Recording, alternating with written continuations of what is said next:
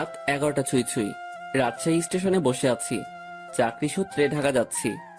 2 দিনের ছুটি নিয়ে বাড়িতে আসছিলাম। অনেক বড় একটা আশা নিয়ে নিজ গ্রামে এসেছি, আর এখন খালি হাতে ফিরে যাচ্ছি।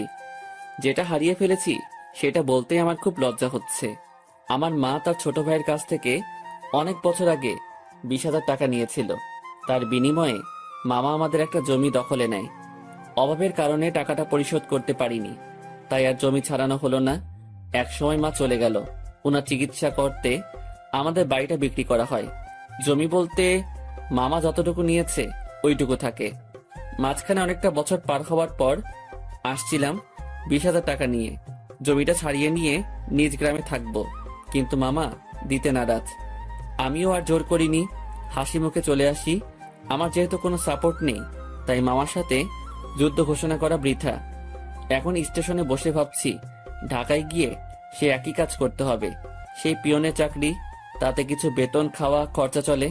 একা মানুষ, খরচ কম হওয়ায় কিছু টাকা জমাতে পেরেছি।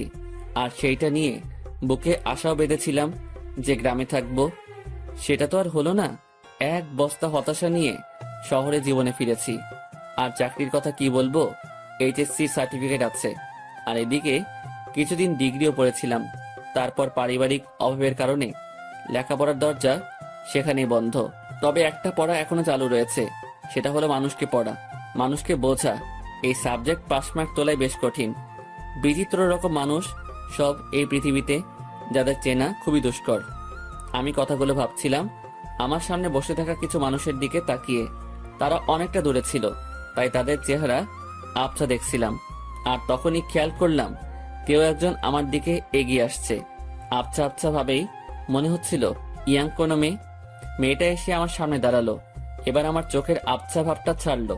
আমি এক পলক মেয়েটাকে দেখে নিলাম। বাহ, মেয়েটা তো বেশ সুন্দরী।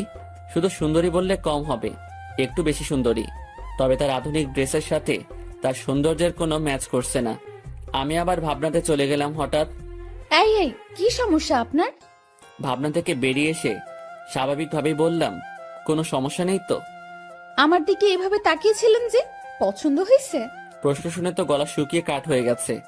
একে তো মেয়ে, তার উপর এত সুন্দরী মেয়ে, আর অদ্ভুত প্রশ্ন। আমি আমতা আমতা করে বলেই ফেললাম, না না। পছন্দ হয়নি তো তাকিয়েছিলেন কেন? আমার ফেসটা হয়তো ওই দিকে ছিল, কিন্তু দৃষ্টি অন্যদিকে দিয়েছিলাম। একা মুখের উপর বলে পছন্দ হয়নি। কি নাম আপনার? শুভ। আমি ইরা। আর আপনাকে চেনা চেনা লাগছে, তাই নামটা জিজ্ঞেস করলাম। ও, তারপরে ইরা নামের মেয়েটা আমাকে অবাক করে দিয়ে আমার কাজের স্থান, মানে আমি যে কোম্পানিতে পিয়ন হিসেবে চাকরি করি, তার কথা বলল। আপনি কি মিতালি অফিসের পিয়ন? জি জি। ও, আমার বাবা ওই কোম্পানির মালিক, আর আমার বাবার অফিসেই চাকরি করেন। বাবার অফিসে আমি অনেক যাই। আপনি তো চা কফি এনে দেন। আমি আপনাকে চিনেছি। আপনি আমাকে চিনতে পারেননি কেন? আমি আপনার দিকে তাকাইনি, আর আমি মেয়েদের দিকে কম তাকাই। ওরে সাধু, শোনেন, আপনি তাকান, তবে বেশি ভাবনায় থাকেন। তবে আমাকে কখনো খেয়াল করেননি। জি, এটাও হতে পারে। আমিও হিতাহিত জ্ঞান বুদ্ধি হারিয়ে ফেলেছি। তোকে আপনি করে বলছি কেন? তুই তো পিয়ন। আচ্ছা শোন, জি ম্যাম বলে। তুই তো সাধারণ বগিতে যাবি, জি ম্যাম। আমি কেবিনে যাব। তুই আমার ব্যাগ দুটো একটু উঠাই দিবি, তারপর তোর আসনে গিয়ে বসবি, ঠিক আছে? জি ম্যাম, ঠিক আছে। রাগ করিস না, কুলি পাচ্ছি না। আর তোকে পেয়েছি, হার কাকে লাগে, চেনা মানুষ তো। জি ম্যাম। এত জিম্যাম জিম্যাম করিস কেন? জি না, হ্যাঁ ম্যাম, ঠিক আছে। আমি ব্যাগ উঠাই দিব। ওকে ওকে। মালিকের মেয়ে, যথেষ্ট সম্মান দিতে হবে। আর যা বলবে সেটা তো করতেই হবে, না হলে আমার চাকরি তখনই গায়েব। এসব ভেবে লাভ নেই। আর ভাবনাতে হারিয়ে গেলে চলবে না, অ্যাক্টিভ থাকতে হবে। ট্রেন ঢাকা থেকে আসলো। 8 ঘন্টা পর ইঞ্জিন ঘুরিয়ে আবার ঢাকার উদ্দেশ্যে রওনা হবে। আমি ইরা ম্যামের ব্যাগ দুটো তার কেবিনে দিয়ে আসলাম। বকশিস স্বরূপ তিনি আমাকে 50 টাকা দিলেন। কোনো দ্বিধা না করে টাকাটা নিলাম, কারণ আমার আগে থেকে অভ্যাস আছে। টাকা নিয়ে চলে যাচ্ছিলাম, ইরা ম্যাম আবার ডাকলো। আর শোন শোন, জি ম্যাম বলেন। নামার সময় আবার তুই আসবি, ঠিক আছে? আচ্ছা। আবার ঘুমিয়ে যাস না কিন্তু। না ম্যাম, ঘুমাবো না। ওকে, যা। আমি আমার বগিতে গিয়ে উঠলাম। টিকিট সংগ্রহ করতে আমি অনেক দেরি করে ফেলেছি, তাই সিট হয়নি। পুরো রাস্তাটা দাঁড়িয়ে যেতে হবে। আশেপাশে তাকিয়ে দেখলাম অনেক সিট ফাঁকা। সামনের 2-1টা স্টেশন পর এসব সিট আর ফাঁকা থাকবে না। তাই মনে মনে ঠিক করলাম সিটে বসবো না, দাঁড়িয়ে যাব। ট্রেন ছাড়লো, আমি দরজায় দাঁড়িয়ে আছি। ঠান্ডা হাওয়া আমার শরীরটাতে লাগছে। আমি ভাবনায় আবার ডুব দিলাম। ভাবতে লাগলাম পুরনো দিনের কথা। মাঝে মাঝে নিজের ভবিষ্যতের কথাও ভাবলাম। তাতে যা ফলাফল পেলাম সেটা শূন্য, কারণ ভেতরে খুব হতাশা কাজ করছিল। অর্ধেক পথ আসতেই স্টেশন ছাড়াই ট্রেনটা থেমে যায়। যান্ত্রিক কোনো ত্রুটি হয়েছে। 20 মিনিট পার হবার পর খবর পেলাম ভোরের আগে ট্রেন এখান থেকে এক চুলো নড়বে না। আর এখন রাত 1টা বাজে। এক একজন এক এক কথা বলছে। কেউ বলছে লাইনের সমস্যা, কেউ বলছে ইঞ্জিনে। আমি ওইসব কথা থেকে কান ফিরিয়ে নিয়ে নিজের ভাবনাতে আবার মন দিলাম। হঠাৎই এই শুভ, পেছনে তাকিয়ে দেখি ম্যাম দাঁড়িয়ে। জি ম্যাম, বলেন। তুই উঠ। ম্যাম, কিছু লাগবে? না, আমি একটু ট্রেন থেকে নামবো। ম্যাম, বাইরে নামা ঠিক হবে না। যে অন্ধকার, এর মধ্যে কি বিপদ লুকিয়ে আছে কে জানে। কিসের বিপদ? বাইরে সাপ বিচ্ছু অনেক কিছু থাকতে পারে। কিচ্ছু নেই, চল নিচে নামবো। এই হলো আলালের ঘরে দুলালি, মন যা চায় সেটাই করবে। ম্যামকে নিয়ে ট্রেন থেকে নামলাম। নেমে দেখি অনেকেই নিচে দাঁড়িয়ে আছে। কেউ বাসায় ফোন করে সমস্যার কথা বলছে, আবার কেউ সিগারেট টানছে। ম্যাম আমার সাথে কথা বলা শুরু করলো। দেখ, জায়গাটা অনেক সুন্দর, তাই না? অন্ধকারে তেমন কিছুই তো দেখা যাচ্ছে না। চোখ না, মন দিয়ে দেখতে হয়। তবে ম্যাম, আকাশটা বেশ সুন্দর লাগছে। অনুজ্জ্বল তারাগুলো দেখা যাচ্ছে। আমি তো অনুজ্জ্বল অনেক কিছু দেখতে পারছি। কি ম্যাম? এই যে দেখ, একটা টি স্টল, চল যাই। এখন ওখানে গিয়ে কি হবে? চা খাবো, চল চল, বেশ মজা হবে। শীতের মধ্যে এত রাতে বাইরে চা খাওয়ার মজাটাই আলাদা। আমি তো আর মানা করতে পারবো না। মানা করলেই বকা দিবে। কেন যে এর সাথে দেখা হয়ে গেল, মনে হচ্ছে বাকি রাতটাই বেশ প্যারায় রাখবে। টি স্টলের কাছে পৌঁছাতে দেখি কিছু যাত্রী এখানে আগে এসেছে। এই দোকানটার আশেপাশে আর একটা দোকানও নেই। হাতে চা নিয়ে আমি দোকানিকে বললাম, চাচা, এমন একটা জায়গায় দোকান দিয়েছেন কি মনে করে? বাবা, সে অনেক কাহিনী। বাজারে দলাদলি চলে। আমার লোকজন না থাকায় ওখানে দোকানটা নেওয়া হয়নি। রাগের মাথায় নিজের জায়গাতেই দোকানটা নিয়ে বসেছি। বাহ, বেশ করেছেন। তা চলে কেমন? আলহামদুলিল্লাহ, ভালোই চলে। একটা কথা বলি, রাগ করে এখানে দোকান দিয়ে ভালোই করেছেন। এর জন্য আপনার হাতে চা খেতে পারলাম। আরো কিছুক্ষণ কথা হলো, বিলটা আমি দেই। ম্যাম আর আমি চলে আসি। ওনার সাথে আড্ডা দিতে খুব ইচ্ছে করছে, কিন্তু মালিক পক্ষের লোক, আগ বাড়িয়ে কথা বলাটা বেয়াদবি হবে। আমি কিছু বলছি না, চুপচাপ তার পেছন পেছন হাঁটছি। আমার চুপ থাকা দেখে ম্যাম হয়তো কিছু একটা ভাবছে। আমাকে বলল, কি রে, কথা বলতে পারিস না? দোকানের সাথে তো বেশ জমিয়ে কথা বললি, এখন চুপ কেন? ম্যাম কি বলবো? সেটা কি আমাকে বলে দিতে হবে? দোকানে কি তোকে কিছু বলেছিল? না। তো কিছু বল, সারা রাত তো এভাবে চুপ থাকতে পারবো না। আপনি রাজশাহীতে কোথায় আসছিলেন? আর বলিস না, আমার একটা বান্ধবীর বিয়ে হলো, বিয়েতে আসছিলাম। ও, তুই বিয়ে করেছিস? না ম্যাম। কেন? কাকে বিয়ে করব? কাকে করবি মানে? দেশে কি মেয়ের অভাব পড়ছে? আসলে সেটা না। তো কি? আমার পরিবার নেই, আমার বিয়ে করা একটু সমস্যা। তো সমস্যার কি আছে? দেশে অনেক মেয়ে আছে যাদের পরিবার নেই, তাদের মধ্যে একজনকে বিয়ে করবি। ম্যাম, ওইরকম হলে আমি করব না। কেন? সেটা না বলি। ওই সব বলতে হবে। মাথায় একটা দুষ্ট বুদ্ধি এলো। আমি বললাম, ম্যাম, আপনার মতো সুন্দরী পেলে ভেবে দেখতে পারি। তোর ভাবা লাগবে না, আমার মতো কেউ তোর দিকে তাকাবেও না। সেটা আমার জন্যই ভালো। কেন? তাহলে আর বিয়ে করা লাগবে না। হইছে ভাই, থাম এবার। চল লাইনের ওই পাশটায় ঘুরে আসি। ইরা ম্যাম যেদিকে যাচ্ছে আমিও তার পেছন পেছন ছুটছি। একবার বললাম যে বাকি রাতটুকু ঘুমিয়ে নেন, তখন আমাকে ধমক দিয়ে বলল, সে কি আমার আদেশ মেনে চলবে? পরক্ষণেই ভাবলাম, তাই তো, সে আমার কথা মানবে কেন? সে তো মালিক পক্ষের লোক। লাইনের অন্য পাশটায় চলে আসলাম। এই পাশটায় ফাঁকা জায়গা নেই, কাছে একটা গ্রাম দেখা যাচ্ছে। আর লাইনের পাশ দিয়ে একটা রাস্তা গ্রামের ভেতরে চলে গেছে। চল রাস্তাটা দিয়ে গ্রামের ভেতর যাই। না ম্যাম, এত রাতে যাওয়া ঠিক হবে না। আমি কি বলছি তোকে? জি ম্যাম, চলেন। এই হলো মেয়ে মানুষ, ভালো মন্দ কিছুই বোঝে না। তারপর যদি এরকম ধনী ঘরের মেয়ে হয়, তাদের মাথার তার দুই একটা কমই থাকে। এরা পুরো পৃথিবীকে নিজের মনে করে আর ভাবে সেই সব থেকে ক্ষমতাধর ব্যক্তি। দুজনে অনেকটা হাঁটলাম। এখন আমরা হাঁটছি গ্রামের ভেতরে। পুরো গ্রাম নিস্তব্ধ, কোথাও কোনো সারা শব্দ নেই, শুনশান পরিবেশ। ম্যাম মাঝে মাঝে আমার সাথে কথা বলছে। এক সময় আমরা ভালোই কথা বলতে শুরু করি। ম্যাম আমাকে বলল, তুই কি সারা জীবন এইভাবেই কাটাবি? জানি না জানিস না মানে? আমার ভাগ্যে কি আছে আমি কিভাবে বলবো। তাও সবার তো অনেক ফিউচার প্ল্যান থাকে, তোর নেই? না। অদ্ভুত। আচ্ছা ম্যাম, একটা জিনিস আমার কাছে খুব খারাপ লাগছে। কি? বললে রাগ করবেন না তো? না, বল। স্টেশনে যখন আপনাকে দেখলাম তখন একটা জিনিস খেয়াল করেছি। কি খেয়াল করেছিস? আপনার সৌন্দর্যের সাথে আপনার আধুনিক সাজগোজ একদমই বেমানান। কি বলিস? সবাই তো খুব প্রশংসা করে। সবার চোখ নেই তাই। তো কেমন সাজলে আমাকে ভালো লাগবে? অতি সাধারণ। যেমন? এই যে হেয়ার কালার করেছেন, এটা চুলের সৌন্দর্য নষ্ট করেছে। আপনার ঠোঁটে। এই থাম। জি ম্যাম।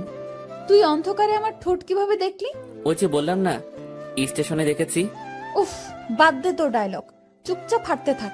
জি ম্যাম, আর সামনে না এগোই, আমরা চলে যাই। আর একটু যাব, তারপর ফিরবো। পরিবেশটা ভালোই লাগছে। রাতে এইভাবে গ্রামের মধ্যে দিয়ে কখনো হাঁটিনি। আমরা হাঁটতে হাঁটতে আরো সামনে এগোলাম, আর হঠাৎ দুজন লোক লাইট নিয়ে আমাদের সামনে আসলো। তাদের হাতে মাছ ধরার পলো, মাছ ধরতে যাচ্ছে মনে হয়।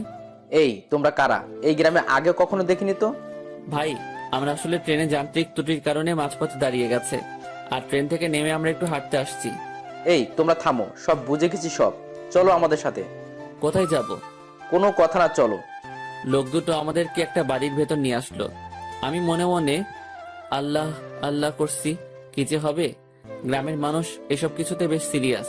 রাত করে মেয়ে নিয়ে বাইরে দেখলেই উল্টাপাল্টা ভাববে। আমাদের বেলায় ঠিক তাই হয়েছে। এরা শুধু আমার দিকে তাকিয়ে বারবার দেখছিল। আমিও মনে মনে বলছি, দেখেন কেমন লাগে। একজন বাড়ির গিন্নিকে ডাকা শুরু করলো। বুঝলাম এটা তার নিজের বাড়ি। লোকটির বয়সে আমাদের তাকিয়ে বলল, এরা কারা? ওরা বাড়ি থেকে পালায় আসছে, ওদের তুমি ঘরে নিয়ে যাও, আমি হুজুরের ডাইকা নিয়ে আসি। ভাই ভাই, হুজুরে ডেকে কি করবেন? বিয়া করায় দুমু তোমাদের। ভাই ভাই শোনেন, উনি আমার কিছু না, আমরা পালাই আসিনি। উল্টাপাল্টা কথা কইও না, চুপ থাকো। একটা মায়া তোমার সাথে এত রাতে ঘুরে, এর মানে কি আমরা বুঝি না? ভাই ভাই এমন কইরেন না। চান মিয়া, তুমি ওদের ঘরে নিয়ে যাও, আর বউ আমি যাইতেছি হুজুরের ডাকতে। আমাদের কাছে একজনকে রেখে লোকটি অন্ধকারে হাওয়া হয়ে গেল। কিছু একটা ঘটতে চলছে। আমি ইরার দিকে তাকালাম, দেখি সে আমার দিকে তাকিয়ে আছে। মুখটা কাঁচুমাচু করে রেখেছে সে। দুজনে কথা বলতে পারছি না। সময় যাচ্ছে আর লোকজন বাড়তে শুরু করে। আমাদের দুজনকে 2 রুমে রাখা হয়েছে। আমি শুধু আল্লাহ আল্লাহ করছি। ওইদিকে ইরার কি অবস্থা হয়েছে আমি জানি না। কিছু সময় পর হুজুর আসলো। আমি তাকেও বোঝালাম। স্বস্তির কথা হলো সে বুঝেছে। কঠিন একটা সমস্যা থেকে বাঁচলাম। হুজুরটা আমাদের লাইন পর্যন্ত এগিয়ে দিল। তারপর ওয়াও, কি দারুণ অভিজ্ঞতা। ধুর, চুপ করেন তো, এখনই তো একটা ইয়ে হয়ে যেত।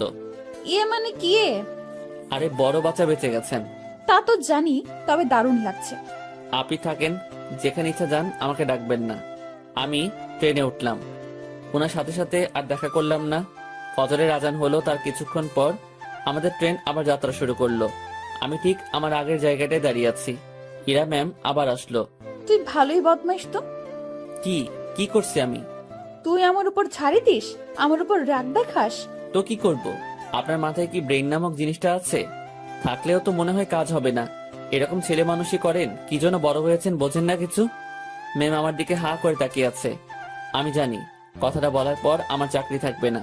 আপনার বাবাকে কিছু বলতে হবে না, আমি অফিস যাব না। ম্যাম কিছুক্ষণ চুপ থেকে বলল, আমি তোকে চাকরি দেইনি, তোর চাকরি আমি কাটবো কেন? এই যে আমাকে বকা দিলি, মনে রাখিস, এর শোধ আমি তুলবো। ইরা রাগ দেখিয়ে তার কেবিনে চলে গেল। ম্যাম যে থ্রেটটা দিল আমার একটু ভয় লাগলো না। ওনার কথা শুনে মনে হলো কোনো বাচ্চা আমাকে থ্রেট দিয়েছে। ওনার কণ্ঠটা সত্যি অসাধারণ। শুনলে মনে হয় বারবার শুনি। না, আমি আবার ভাবনাতে হারিয়ে যাচ্ছি কেন। যাই, ওনার কেবিনে গিয়ে সরি বলে আসি। না হলে আমার কি করে বসবে আল্লাহ জানে। আমি তার কেবিনের ভিতর ঢুকবো, তখনই কারোর সাথে ধাক্কা লাগলো। তাকিয়ে দেখি ম্যাম। উনি হয়তো বাইরে আসছিলেন। এটা কি হলো? সরি ম্যাম, বুঝতে পারিনি। তুই আমার কেবিনে কি জন্য? সরি বলতে আসছি। সরি বললে তো কাজ হবে না, আমি তোকে মাফ করব না। কিছুক্ষণ তর্ক হলো। আমি তাকে বললাম, আমার উপর কেউ রাগ করে থাকুক সেটা আমি চাই না, আপনার মন যা চাই তাই করেন। কথাটা বলতেই ম্যাম আমাকে অবাক করে আমার গালে 2টো চড় বসিয়ে দিল। এখন বুঝতে পারলাম ম্যাম বেশ রেগে গিয়েছিল আমার উপর। চড়টা না খেলে হয়তো বুঝতে পারতাম না। আমি তো ভেবেছিলাম অন্য কোনো শাস্তি দিবে হয়তো। চর মারার পর ম্যাম আরো বলল, তুই আমার বেস্ট ফ্রেন্ড হবি? এমন থাপ্পড় খাওয়ার পর এরকম প্রস্তাব পাবো ভাবতেও পারিনি। মনে মনে ভাবছি, আমি তার সাথে কেন বন্ধুত্ব করতে যাব? তার চালচলন আর আমার চালচলন রাত দিন তফাৎ। কিন্তু কথাটা তাকে মুখের উপর মানা করতে পারবো না, যদি আবার কয়েকটা থাপ্পড় দিয়ে দেয়। ভয় ভয় বললাম, হব। গুড, তুই এখন যা। শোন, তোর কন্ট্যাক্ট নাম্বারটা দিয়ে যা, আমি কল করে তোকে ডেকে নেব যে কোনো সময়। ম্যামকে মোবাইল নাম্বারটা দিয়ে আগের জায়গায় ফিরে আসলাম। 8টায় আমাদের গন্তব্যে পৌঁছে গেলাম। ইরা ম্যামের কথা অনুযায়ী তার ব্যাগগুলো নামিয়ে দিলাম। এখন উনি আর আমি স্টেশনের বাইরের রাস্তায় দাঁড়িয়ে আছি। বাসা থেকে ওনার জন্য গাড়ি পাঠানো হয়েছে। গাড়ি জ্যামে পড়েছে, তাই অনেক লেট হচ্ছে। আমার পেটের অবস্থা খারাপ, রাতে কিছু খাওয়া হয়নি, আবার অনেকটা বেলা হয়েছে, পেটে এখনো কিছু পড়েনি। ম্যামের সামনে কিছু বলারও সাহস পাচ্ছি না। কিছু সময় পর উনি আমাকে বললেন, তোর কি ক্ষুধা লাগছে? জি অনেক। তো খেয়ে আয়। আচ্ছা আপনি দাঁড়ান, আমি যাবো আর আসবো। আমি একটা দোকানে গিয়ে চা বিস্কিটের সাথে কয়েকটা কলা খেয়ে নিলাম। দোকানদারকে টাকা দিতে যাব, তখন মনে হলো ম্যামও তো কিছু খায়নি, ওনাকে খাওয়ার কথা বলা উচিত ছিল। ভুলটা যেহেতু করেই ফেলেছি, তাই ওনার জন্য কিছু নিয়ে গেলাম। আমি কাছে গিয়ে তার দিকে খাবারগুলো এগিয়ে দিলাম। আমার দিকে উনি ভ্রু কুঁচকে তাকালো। এগুলো আমাকে কেন দিচ্ছিস? খেয়ে নিন, আপনি তো রাতে কিছু খাননি। তুই কি ভাবিস আমাকে? আমি সকাল সকাল রাস্তায় দাঁড়িয়ে এসব খাবো? এগুলো তোদের মতো লোকজন খাবে। সরি ম্যাম, বুঝতে পারিনি। খাবারগুলো নিজের ব্যাগে ভরে নিলাম, নিজে বাসায় গিয়ে খাবো। ঘন্টাখানেক পর গাড়ি আসলো। ম্যামকে উঠিয়ে দিয়ে আমি আমার বাসায় চলে গেলাম। আমার হাতে শুধু আজকের দিনটাই ছুটি আছে, আগামীকাল থেকে ডিউটি। বাসায় এসে সব ঠিকঠাক করে নিলাম। দিনের বাকি সময়টুকু আর বাইরে বের হলাম না। এই শহরের গাড়িগুলোর হর্ন আমার ভালো লাগে না। প্রচন্ড বিরক্তিকর একটা জিনিস, শুনলেই মাথা ব্যথা শুরু হয়ে যায়। রুমের জানালা খুলে দিয়ে আকাশের দিকে তাকিয়ে থাকি। গতকাল রাতের ঘটনাটা ভাবতে থাকি। কাল যদি বিয়েটা হয়ে যেত, আজ আমি মামা শ্বশুর বাড়ি থাকতাম, মানে জেলে। কি বাঁচাটাই না বাঁচলাম। সন্ধ্যার একটু আগ দিয়ে ইরার কল পেলাম। উনি আমাকে তাদের অফিসের সামনে যেতে বলেছে। গত রাতে ফ্রেন্ড হয়েছি, কথা রাখতে অবশ্যই যেতে হবে। কথাই আছে, ফ্রেন্ডের কাছে কোনো বাহানা চলে না।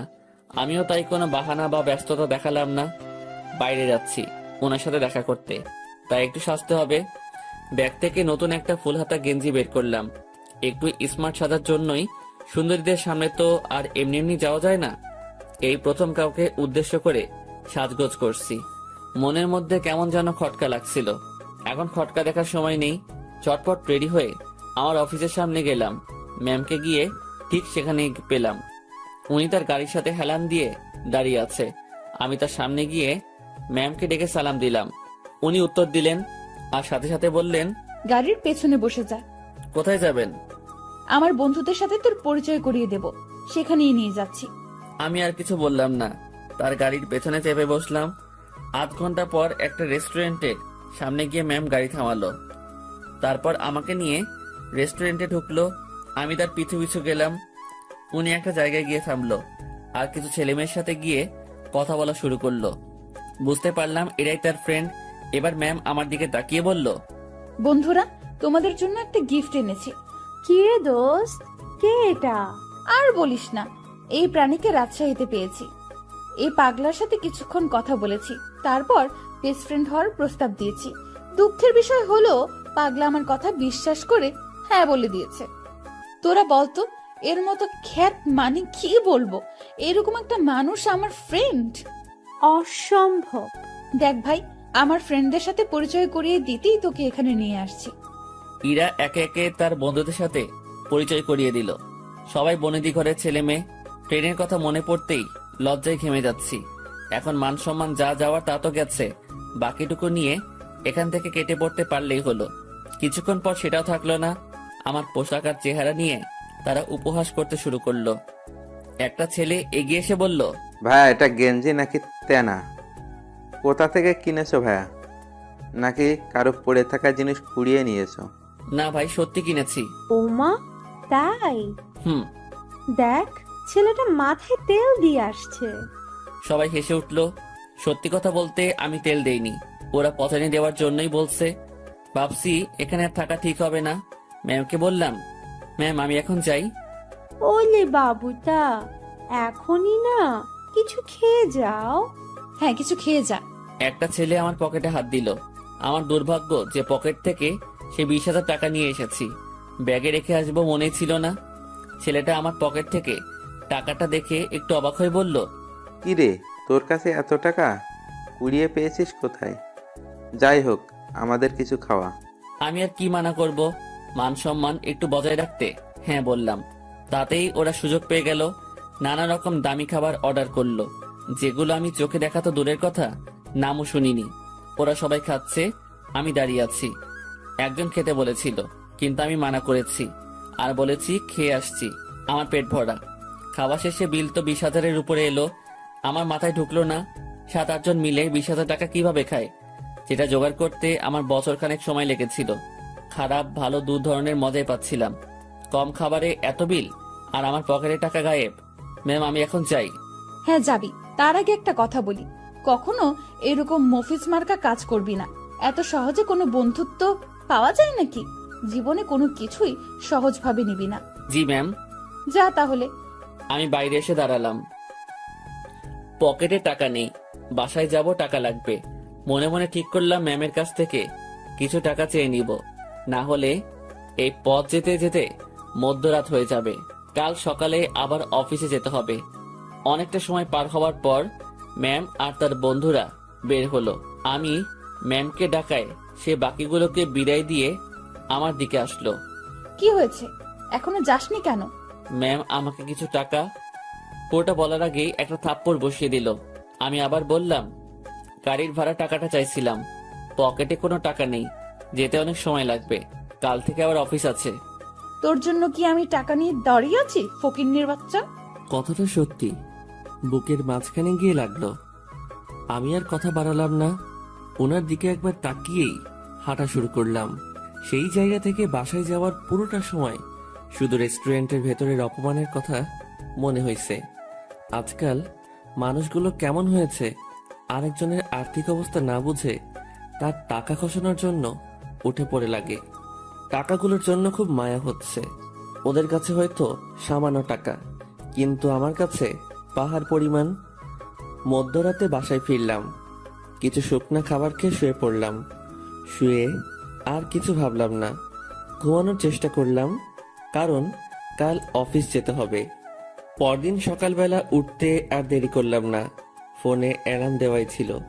সময় মতো উঠে হাতের কাজগুলো সেরে নিলাম, তারপর খেয়ে অফিসের উদ্দেশ্যে রওনা হলাম।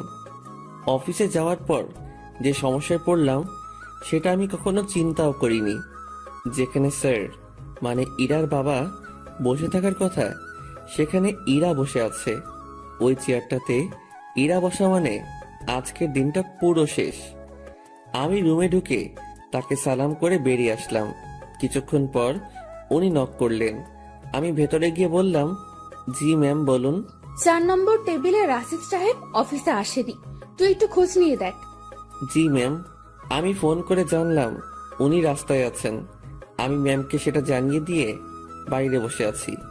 সেই মুহূর্তে জেনারেল ম্যানেজার আমাকে ডাকলেন কফি এনে দিতে। আমি কফি নিয়ে তার রুমে গেলাম। কফির কাপটা হাতে নিয়ে দেখলেন এবং ফেলে দিলেন। কি হয়েছে এটা বলার সাথে সাথে উনি আমাকে চর বসিয়ে দেন আর বলেন, কফির উপর মরা মাছি পড়ে আছে, দেখিস না? সরি স্যার, দেখতে পাইনি। উনি আমার কলার ধরলেন। আমি যদি এটা খেয়ে ফেলতাম, তারপর যদি অসুখ করতো, তুই কি করতিস তখন? স্যার মাফ করে দেন, দেখতে পাইনি। উনি অনেক বাজে বাজে বকা দিচ্ছিলেন। অফিসের মধ্যে একটা শোরগোল বেঁধে গেল। ইরা ম্যাম তার কেবিন থেকে উঠে আসলেন। সবাই মিলে দোষটা আমাকে দিচ্ছিল।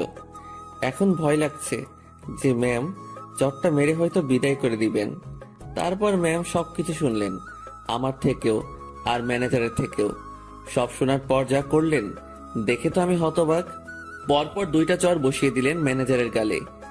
আমি কিছু বলার আগেই এখান থেকে বের হবেন। আর হ্যাঁ, বাকি সবাইকে বলছি, এটা নিয়ে কোনো কথা হবে না। সমস্যা হয়েছে, সমাধান করেছি। সমালোচনা করে ভালো জিনিস খারাপ বানাবে তো পাবলিক, বুঝবা?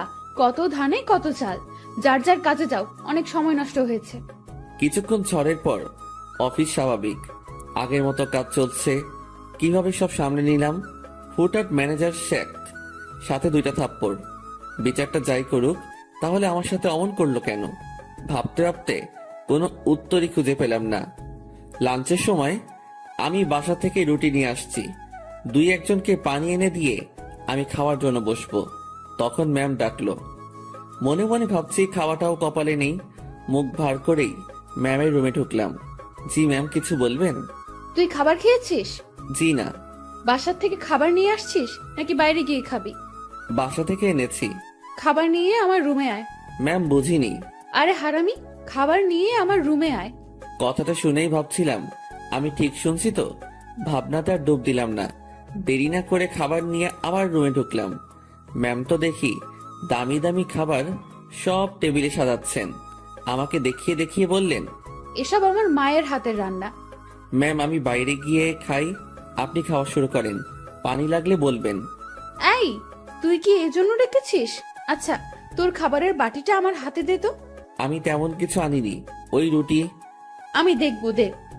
ভয়েই বাটিটা ওনার হাতে দিলাম। লজ্জায় তো মাথা কাটা যাওয়ার অবস্থা। বাসায় কিছু ছিল না, তার উপর টাকাও নেই। রুমে পেঁয়াজ মরিচ ছিল, সেগুলো কেটে তেল আর লবণ দিয়ে মাখিয়ে নিয়ে আসছি। ম্যাম যদি সেটা দেখে তো।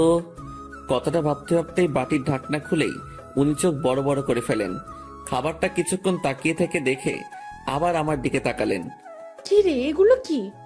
ম্যাম আসলে রুমে কিছু ছিল না, তারপর টাকাও নেই। রুমে আটা ছিল তো, ওইটা দিয়ে আর কি একটা ব্যবস্থা করে নিয়ে আসছি।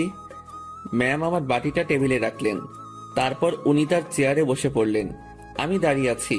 উনি একবার আমার দিকে তাকাচ্ছেন, আর একবার আমার খাবারের দিকে তাকাচ্ছেন। আমি ওনার সামনে এখন লজ্জাতে ইমিটিমিটি হাসতেছি। উনি কিছু সময় চুপ থাকার পর মুখ খুললেন। এই যে, এই খাবারগুলো তোর। ওনার খাবার আমার দিকে এগিয়ে দিলেন। আমি টেবিলের কাছে গিয়ে হাত দিয়ে নিজের বাটিটা নিয়ে বললাম, আমি যেটা এনেছি সেটা না খেলে আমার পেট ভরবে না, আর আপনার খাবার খেলে আমার পেট খারাপ হতে পারে। এত ভালো জিনিস কখনো খাওয়া হয়নি তো, পেট খাবারটা সহ্য করতে নাও পারে। গতকালের রাতটা একটু দেখিয়ে রুম থেকে বেরিয়ে আসলাম। নিজের খাবার খেয়ে আবার কাজে মনোযোগ। কার কি লাগছে, কে কি চাচ্ছে, সব দেখাশোনা করছি। দুপুরের পর ম্যাম আমাকে আর ডাকেননি। বুঝতে পারলাম তিনিও কিছুটা বুঝতে পেরেছেন আমার কষ্টটা। রাতে অফিস শেষ করে বাসায় ফিরলাম। পাশের বাসার পরিচিত একজনের কাছ থেকে টাকা ধার নিয়ে মাছ কিনে নিয়ে এসে রান্না বসিয়ে দিলাম। তখন রাত প্রায় 10টার কাছাকাছি। চুলোয় রান্না বসাবে সেই সময় ফোন আসলো। ম্যাম ফোন করেছে, নাম্বারটা সেভ করে রেখেছি। ধরবো কি ধরবো না এমন করতে করতে রিসিভ করে সালাম দিলাম। উনি উত্তর দিয়ে বললেন, কি করিস? এই তো ম্যাম, কিছু না।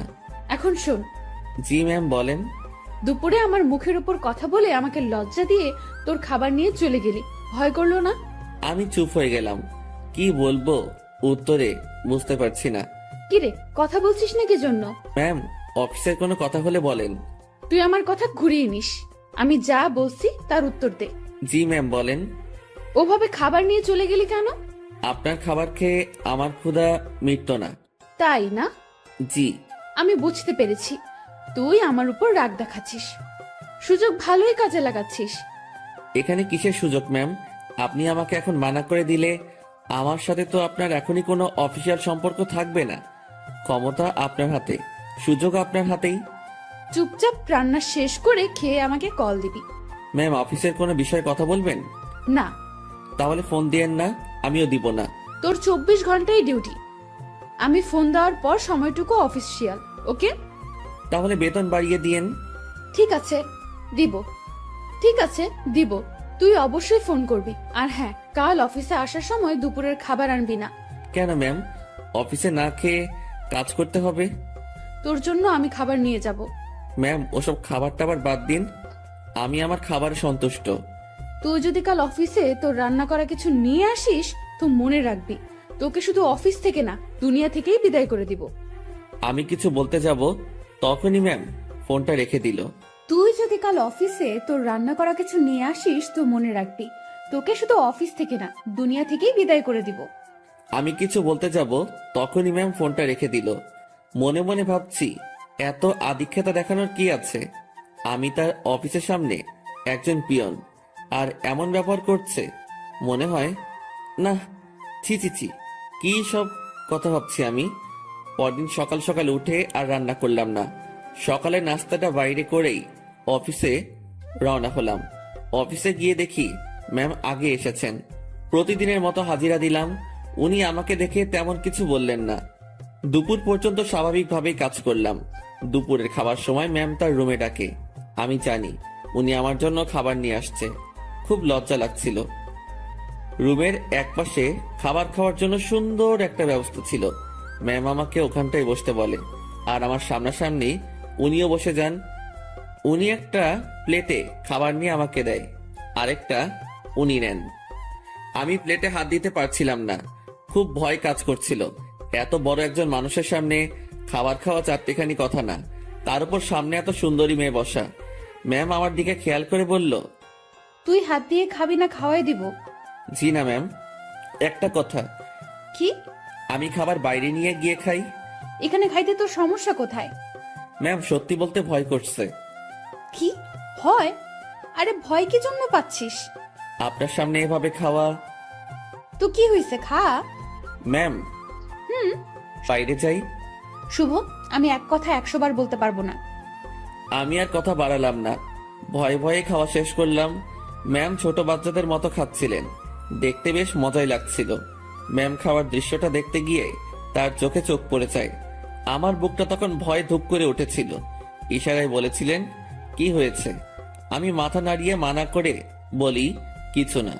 খাওয়া শেষে, তুই বাসায় যা, তোর ছুটি। জি ম্যাম। কেন? আমি দিয়েছি তাই। বাসায় তো কোনো কাজ নেই আমার। এত কথা বলতে তোকে কে বলেছে? যা, সোজা বাসায় যাবি, কোথাও যেন দেরি না হয়। আমার ছুটিতে বাকি সবাই একটু অবাক হলো। আমি জানি না ম্যাম, আমার কাজগুলো কাকে দিয়ে করিয়ে নেবেন। উনি যেভাবে কাজ করেন, যে কেউ দেখলে অবাক হবে। আমি বাসায় এসে বিছানায় আরাম করছি। মাথার উপর ফ্যানটার দিকে তাকিয়ে অন্য একটা ভাবনায় ছিলাম। নির্দিষ্ট কোনো ভাবনা না, একদমই এলোমেলো। বাংলায় এই ভাবনাকে কি বলে বা কিভাবে ব্যাখ্যা করে আমি জানি না। এই জিনিসটা ভাবতে ভাবতে আমার চোখটা বন্ধ হয়ে আসে। জানি না কতটা সময় ঘুমিয়েছি। হঠাৎ আমার কানে কোনো একটা শব্দে বেজে ওঠে। চোখ খুলে বুঝতে পারি ফোনটা বাজছে। ফোন হাতে নিয়ে আবছা চোখে দেখি ম্যাম কল করেছে। ফোনটা রিসিভ করলাম। কই তুই? কই আবার, আপনি তো ছুটি দিয়েছেন, বাসায় আসছি। তুই কি ঘুমাচ্ছিস? হ্যাঁ। আমি কি তোকে ঘুমানোর জন্য ছুটি দিয়েছি? তাহলে? বাসায় যেতে বলেছি শুধু। জি ম্যাম, আমি তো আপনার কথায় সোজা বাসায় আসছি। আর বাসায় কাজ নেই, তাই একটু। তুই চুপ কর, শোন। জি বলেন। আমাদের অফিস থেকে দক্ষিণ থেকে যে লেকটা আছে, তুই চিনিস? জি ম্যাম। তুই আয়, আমি তোর জন্য অপেক্ষা করছি। কেন ম্যাম? তোকে আসতে বলছি না আমি? জি ম্যাম, এই তো আসছি আমি। এবার বুঝলাম আমাকে ছুটি দেওয়ার কারণটা কি ছিল। আমার কাছে এটাও একটা ডিউটি, কিচ্ছু করার নেই, যেতেই হবে। যেমন ছিলাম তেমনই বেরিয়ে গেলাম। গতদিনের মতো আর সেজেগুজে বের হলাম না, যদি আবার অপমান করে। পকেটে টাকা আছে, তবুও হেঁটে যাচ্ছি। এই মাসের বেতন পেতে অনেক দেরি, তাই এমনি টাকা খরচ করা চলবে না। আমি ম্যামের কথা মতো সেই লেকের পাড়ে পৌঁছে যাই। এর মধ্যে ম্যাম আমাকে 2 বার কল করেছিল, শুধু জেনেছিল আমি কই আছি।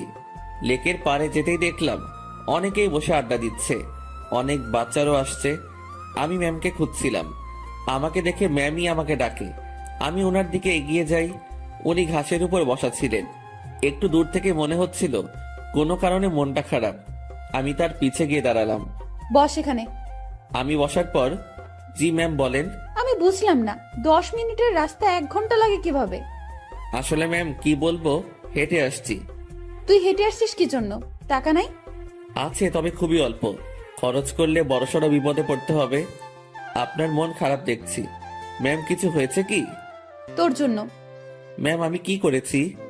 অনেক লেট করছিস। জি সরি। উঠে দাঁড়িয়ে কান ধরে থাক। ম্যাম এটা। আমি উঠতে বলেছি। আমি উঠতে যাব তখনই ম্যাম আমাকে বসতে বলে। টাকা আছে তো, তাই না? হ্যাঁ আছে। চল আইসক্রিম খাবো। আমার টাকা দিয়ে? কখনো কোনো মেয়েকে বিল দিতে দেখেছিস তুই? না। তো আমার কাছে চাইবি না। চল আইসক্রিম খাবো। ম্যাম ম্যাম শোনেন, একটু মনটা নরম করেন, টাকাগুলো গেলে খুব সমস্যায় পড়বো। সেটা তো আমি জানি না। তুই আমার বেস্ট ফ্রেন্ড, বেস্ট ফ্রেন্ডের জন্য সবাই জান দিয়ে দেয়, আর আমি তো তোর কাছে টাকা চাইছি। জানতো না, আর সময় হলে জানটাও দিয়ে দিবি। অসহায়ের মতো দাঁড়িয়ে আছি, এখন আমার পকেটের 12টা বাজবে। ম্যাম আর আমি আইসক্রিম খেলাম, আমাদের মধ্যে কোনো কথা হচ্ছিল না, দুজন শুধু হাঁটছিলাম, আর মাঝে মাঝে দরকার হলে উনি নিজে থেকে কথা বলছিলেন। লেকের পাড় থেকে বের হয়ে রাস্তায় আসলাম, উনি গাড়ি নিয়ে আসছেন, দেখে মনে হচ্ছে চলে যাবেন। ম্যাম তাহলে আপনি যান, আমি চলে যাই। এই কই যাস তুই? বাসায়। না, গাড়িতে ওঠ। কোথায় যাবেন? Long drive. না ম্যাম আপনি যান, আমি বাসায় চাই। ব্রেকআপ, যা বাসায় যা, বাসায় গিয়া মর। ম্যাম রাগ করে গাড়িতে হেলান দিয়ে দাঁড়ালো। এরকম অবস্থায় তো রেখে যাওয়া যায় না। আমি তার দিকে একটু এগিয়ে গেলাম, আর উনি যে একটা শব্দ বলেছেন সেটার মানে জানার জন্য তাকে প্রশ্ন করব। যদিও আমি জানি, তবুও প্রশ্ন করব, যাতে ওনার রাগটা ভেঙে আমার প্রশ্নের উত্তর দিতে মনোযোগী হয়। ম্যাম ব্রেকআপ কি? তুই জানিস না? ন্যাকামো করিস? সত্যি জানি না। তোর আমার যে বন্ধুত্ব আছে সেটা কাটাকাটি, এটার মানে ব্রেকআপ।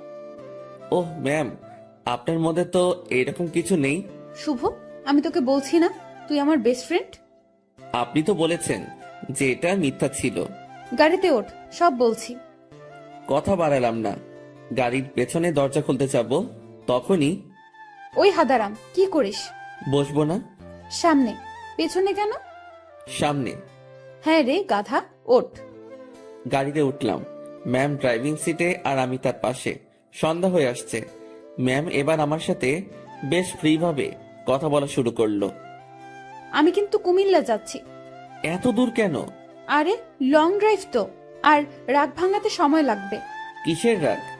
তুই আমার উপর রেগে আছিস, আমি জানি। আমি আপনার উপর কি জন্য রাগ করব? ওই যে রেস্টুরেন্টে সেই ঘটনার জন্য। না ম্যাম, কি যে বলেন, ওই দিন আপনারও মজা করেছেন, আমিও মজা পেয়েছি। ওরে শুভ, আমাকে কি বাচ্চা মনে হয় আপনার? এত বড় একটা প্রতিষ্ঠান চালাচ্ছি, আমার মাথায় কি এতটুকু বুদ্ধি নেই যে কোনটা সত্যি আর কোনটা মিথ্যা আমি বুঝবো না? না, বুদ্ধি তো আপনার অনেক আছে। হইছে, শোন আমি কি বলি। বলেন। রাতে কি খাবি বল? সন্ধ্যায় তো অনেক কিছু খেলাম, রাতে আর কি খাবো? না, তাও কিছু শুকনো খাবার নেই, আর দুটো পিৎজা। আপনার ইচ্ছা। ম্যাম ভয় করছে আমার। কেন? আপনার বাবা যদি জানে অফিসের পিয়নকে নিয়ে ঘুরতে বের হইছেন। কিভাবে জানবে? আমি তো বলবো না। আমি যে অফিসে যাব না সেটা তো জানতে পারবে। সেটা আমি দেখে নিব, তোর এত চিন্তা নেই। এখন বল আমাকে মাফ করেছিস কিনা। আপনি তো দোষ করেননি। তোকে যে কি করব আমি, দেখ। আর রাগ করে থাকিস না, ভুল করে ফেলেছি। আমি রাগ করিনি তো। আমি তোর চোখে মুখে রাগ দেখতেছি। আচ্ছা, রাগ নেই আমার উপর, সত্যি তো? হ্যাঁ সত্যি। সত্য নাকি মিথ্যা সব টের পাবো। আমি যা বলবো সেটা যদি না করিস তাহলেই বুঝবো তুই এখনো রেগে আছিস। না, কি যে বলেন, আপনার তো সব কথাই শুনি। কত যে শুনিস আমার জানা আছে। মাঝপথে আমরা গাড়ি থেকে নেমে কিছু খাবার নিলাম, দুজন বেশ কথা বলতে বলতে যাচ্ছি। ইরা ম্যাম গাড়িটা এখন বেশ ধীর গতিতে চালাচ্ছেন। আজ বেশ কুয়াশাও পড়েছে। আয় চল, বাইরে কুয়াশার বৃষ্টিতে ভিজি। এই না, এটা করবেন না, বাইরে গেলে বিপদ। সেদিনের মতো হলে অবস্থা খারাপ হয়ে যাবে। যাব না তো, তোর কেয়ারিংটা আমার খুব ভালো লাগে, সেটা পাওয়ার জন্যই কথাটা বললাম। তুই কাউকে ভালোবাসিস নাই? কোন ভালোবাসা? মানে পছন্দের মানুষ বিয়ে টিয়ে করার ইচ্ছা এমন? এর আগেও তো বলেছি ওই রকম কেউ নেই। কাউকে দেখে পছন্দ হয় না? না, প্রায় সবার মধ্যেই ভেজাল আছে। ভেজাল মানে? মানে আর কি, এখন তো প্রেমের বাজার চলে। বাজারটা বেশ গরম, এক একজন 10-12টা প্রেম করে, তার উপর ওয়েটিং এ রাখে। তুই জানিস কিভাবে? চোখ খোলা রাখলে সবই টের পাওয়া যায়। ম্যাম আপনার নেই কি পছন্দের মানুষ? না রে, এসব পছন্দ টছন্দ আমার হয় না। আমাকে যে বুঝতে পারে তাকেই আমার পছন্দ। ও, আপনার বাবা আপনাকে বিয়ে দিবে না? কি সব প্রশ্ন যে করিস! বিয়ে দিবে না কেন? অবশ্যই দিবে। তাদের পছন্দেই বিয়ে করবেন। হ্যাঁ, এটাই তো স্বাভাবিক। হঠাৎ করে এই মাঝ রাস্তায় জ্যাম পড়ে যায়, কুয়াশা বেশি হওয়ায় সব গাড়ি চলাচল বন্ধ করে দেওয়া হয়েছে। ম্যাম গাড়ির হেডলাইটটা অফ করলো, তারপর কোথা থেকে যেন একটা চাদর বের করলো। আপনি কি এখন ঘুমাবেন? না, শীত করতেছে প্রচুর, গায়ের উপর দিয়ে রাখি। আমি বাইরে তাকালাম, কুয়াশায় কিচ্ছু দেখা যাচ্ছে না, তবুও তাকিয়ে আছি ম্যামের দিকে। তো আর তাকিয়ে থাকা যায় না, তার দিকে তাকালে চোখ ফেরানো যায় না, সেই জন্য তাকানোটাই বিপদ। কি রে, তুই এরকম চুপচাপ থাকবি? আমি আসলে তাকিয়ে থাকতে চাইনি, ভাবনার কথা বাস্তবে ভুলে বলে ফেললাম। কি তাকিয়ে থাকতে চাস মানে? না ম্যাম, মানে ওই যে আমার খুব শীত করতেছে, কথা থেকে বাঁচার জন্য বললাম। আগে বলবি না? আয় চাদরের মধ্যে। মনে মনে ভাবছি আরেক বিপদ। কি হলো, আয়। না ম্যাম, ঠিক আছে, শীত কমে গেছে। ভয় পাচ্ছিস তাই না? ভয় নেই, কাছে আয়। আরে খুব কাছে না, চাদরটা বড়, তুই একটু কাছে আসলেই হয়ে যাবে। একটু কাছে গেলাম, ম্যাম আমাকে চাদরের একটা মুড়ি দিল। আমি সেটা আমার পাশে ঘিরে পিঠের সাথে লাগিয়ে নিলাম। এবার আমি কাঁপতেছি, তবে সেটা শীতে না, ভয়ে। কাঁপুনি রেখে ম্যাম বলল, ওরে আল্লাহ, তোর এত শীত করতেছে। এখন ঠিক হয়ে যাবে। আমি জানি ঠিক হবে না। কথাটা বলে ম্যাম আমার খুব কাছে আসলো, তবে তার শরীরের সাথে কোনো স্পর্শ লাগেনি। অনেক চেষ্টা করে নিজের কাঁপুনি থামালাম। ম্যামের চোখে ঘুম ঘুম ভাব এসে গেছে। ম্যাম, আপনি তো ঘুমাচ্ছেন। কই না তো। আপনার কি খুব ঘুম পাচ্ছে? অনেক। ম্যাম ধীরে ধীরে বেশ সুন্দরী হয়ে উঠছে। শুনেছি সুন্দরী মেয়ে ঘুমালে আরো বেশি সুন্দরী লাগে। আজ সেটা সামনে থেকে দেখলাম। আমি যদি ওনার বর হতাম, এখন কাছে নিয়ে বুকের মধ্যে রাখতাম। পরক্ষণে মনে পড়ল, কি সব ভাবছি আমি। ছি ছি ছি, এসব কি আসছে মাথায়। ম্যাম ঘুমে আর ঠিক থাকতে পারে না, আমার খুব কাছে আসে, আমার কাঁধের উপর তার মাথা রাখার চেষ্টা করছে। এবার সব ভুলে যাই আমি, নিজে থেকে তার দিকে এগিয়ে যাই, আর উনি তার মাথা আমার কাঁধের উপর রাখে। বুকের মধ্যে হাতুড়ি পেটা হচ্ছে। ওনার নিঃশ্বাস আমার টি শার্টে লাগার পরপরই আমার কেমন যেন একটা অনুভূতি কাজ করছে। না পারছিলাম তখন বুঝতে, না পারছিলাম ভাবতে। কিছুক্ষণ ঘুমানোর পর ম্যাম জাগ না পায়, আমি জেগেই আছি। একটুর জন্য চোখ বন্ধ করিনি। ম্যাম উঠে দেখলো সে আমার কাঁধে মাথা রেখে শুয়ে আছে। ঘাটটা দ্রুত উঠিয়ে দিয়ে বলল, সরি, আমি ঘুমের মধ্যে। ম্যাম আমি আপনার কাছে গিয়েছি, দেখছিলাম আপনি ঝিমুনি দিয়ে বারবার পড়ে যাচ্ছিলেন। হুম। ম্যাম লজ্জা পেয়েছে, লজ্জা মাখা মুখ নিয়ে বলল, রাত অনেক হয়েছে, এখন যা এনেছি সব খেয়ে নেই। জি ম্যাম, আপনার ইচ্ছে। তুই সব আমার উপর নির্ভর করিস কি জন্য? নিজে কিছু বলতে পারিস না? জি ম্যাম, এখনই খাবো। এই, সেটা আমার বলার পর। আমরা খাবার খাওয়া শুরু করলাম। হঠাৎ পুলিশ এসে নক করলো। আমরা গাড়ি থেকে নামলাম। ইরা পুলিশের সাথে কথা বলছিল। আপনারা কোথায় যাচ্ছেন? কুমিল্লা 14 গ্রাম। উনি আপনার কে হন? বর। উনি দূরে দাঁড়িয়ে আছেন কেন? ভয় পাচ্ছে নাকি? এই, তুমি এখানে আসো। মনে মনে বলছিলাম, ভয় পাবো না, পুলিশকে কি মিথ্যাটাই না বললো। আপনারা যে স্বামী স্ত্রী সেটা আমি বুঝবো কিভাবে? এইটারও প্রমাণ লাগবে। হ্যাঁ। আমার চাচ্চু আবু সাইদ পুলিশ কমিশনার। কি নাম বললেন? আবু সাইদ। উনি তো ঢাকায় থাকেন তাই না? হ্যাঁ। আপনারা ঢাকা থেকেই আসছেন? হ্যাঁ, ঢাকা থেকেই তো আসবো। সাইদকে আমি চিনি, উনি আমার বন্ধু। দাঁড়াও, আমি এখনই ফোন করছি। তুমি আগে বললা না। সরি মামুনি। এরা তো পড়লো মহা বিপদে। তার চাচাকে যদি বলে দেয় বরকে নিয়ে ঘুরতে যাচ্ছে, তাহলে তো ইরা শেষ। এখন সে এই পুলিশকে না করতেও পারবো না। এদিকে তার চাচা ফোনটা রিসিভ করেছে। দুজন বন্ধু একে অপরের খোঁজ নেওয়ার পর পুলিশটা ইরার কথা বলল। ইরার চাচা বড় সড়ো এক ধাক্কা খেলো। পুলিশ আমাদের বিদায় জানালো। আমরা গাড়িতে গিয়ে বসলাম। ইরা তো ভয় শেষ। একটু পরেই ইরার ফোনটা বেজে উঠলো। তার চাচা কল করেছে। ইরা ফোনটা রিসিভ করলো। তুমি কোথায় আছো, কিভাবে আছো, কার সাথে আছো আমি জানতে চাচ্ছি না। যার সাথে থাকো না কেন তাকে কাল আমাদের বাসায় নিয়ে আসো, ঠিক আছে? জি চাচ্চু। ওকে। ইরার চাচা ফোন রেখে দেয়। ইরা আমাকে বলতে শুরু করলো, এখন কি হবে? আপনারই তো দোষ, আপনি মিথ্যা বলতে গেলেন কেন? সত্যি বললে যদি সমস্যা করতো তাই। আর আমি আগে থেকেই ভেবে রেখেছি কত সমস্যা হলে এগুলো বলবো। কিন্তু এই হারামি পুলিশটা যে চাচার বন্ধু কে জানতো? আচ্ছা, টেনশন করেন না, বাসায় গিয়ে সত্যি কথাটা বলে দিবেন, হয়ে যাবে। ভয়টা আমাকে নিয়ে না, তোকে নিয়ে। কেন? জানি না কি হবে। ওরা তোকে কি বলবে, আমি কিভাবে সামলাবো বুঝতে পারছি না। এই মুহূর্তে আমি বা তাকে কি বলবো বুঝতে পারছি না। ভাবছি এর সাথে থাকলেই সমস্যায় পড়তে হয়। ম্যাম বেশ টেনশনে পড়ে গেছে, একবার আমার দিকে তাকাচ্ছে, আরেকবার বাইরে। ম্যামের অবস্থা দেখে বেশ মায়াই হচ্ছিল। মিথ্যা বলে উনি বড় ফাঁসা ফেসে গেছেন। তার টেনশন কমানোর জন্য আমি তাকে ডেকে বললাম, ম্যাম আমি বলি কি, এত টেনশন করে লাভ নেই, যা হবার হবে। আর সত্যিটা বললে হয়তো উনারা বুঝতে পারবে। সত্যিটাই বা কিভাবে বলবো? আমার তো তাদের সামনে কথা বলতে ভয়ে হাত পা কাঁপবে। আচ্ছা ম্যাম, ওনাদের সাথে আমি কথা বলবো। আরে তোর সাথে ওনারা কথাই বলবে না। সেটা দেখা যাবে, আগে তো বাসায় যাই।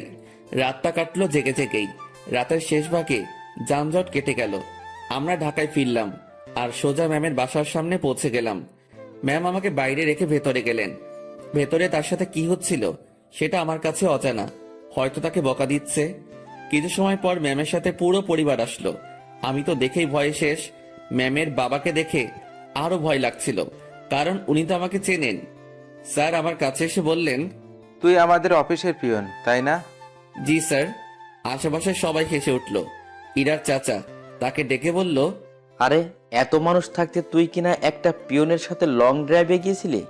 ইরা চুপ, কারণ সে এখানে কিছুই বলতে সাহস পাবে না। চুপচাপ থাকতে হবে তাকে। তোকে যেন অফিসে না দেখি, ঠিক আছে? জি স্যার। আমি চলে আসলাম তাদের ওখান থেকে। বাইরে এসে দীর্ঘ একটা নিঃশ্বাস ফেললাম। যাক, তেমন বকা দেয়নি। ম্যামকেও হয়তো কিছু বলেনি। নিজের বাসায় আসলাম। 2 দিন পর খাওয়া দাওয়া বন্ধ হয়ে যাবে। বিছানায় শুয়ে শুয়ে ভাবছি, এখানে না থাকতে পারলে চলে যাব। দিনটা কোনো রকমে পার করলাম।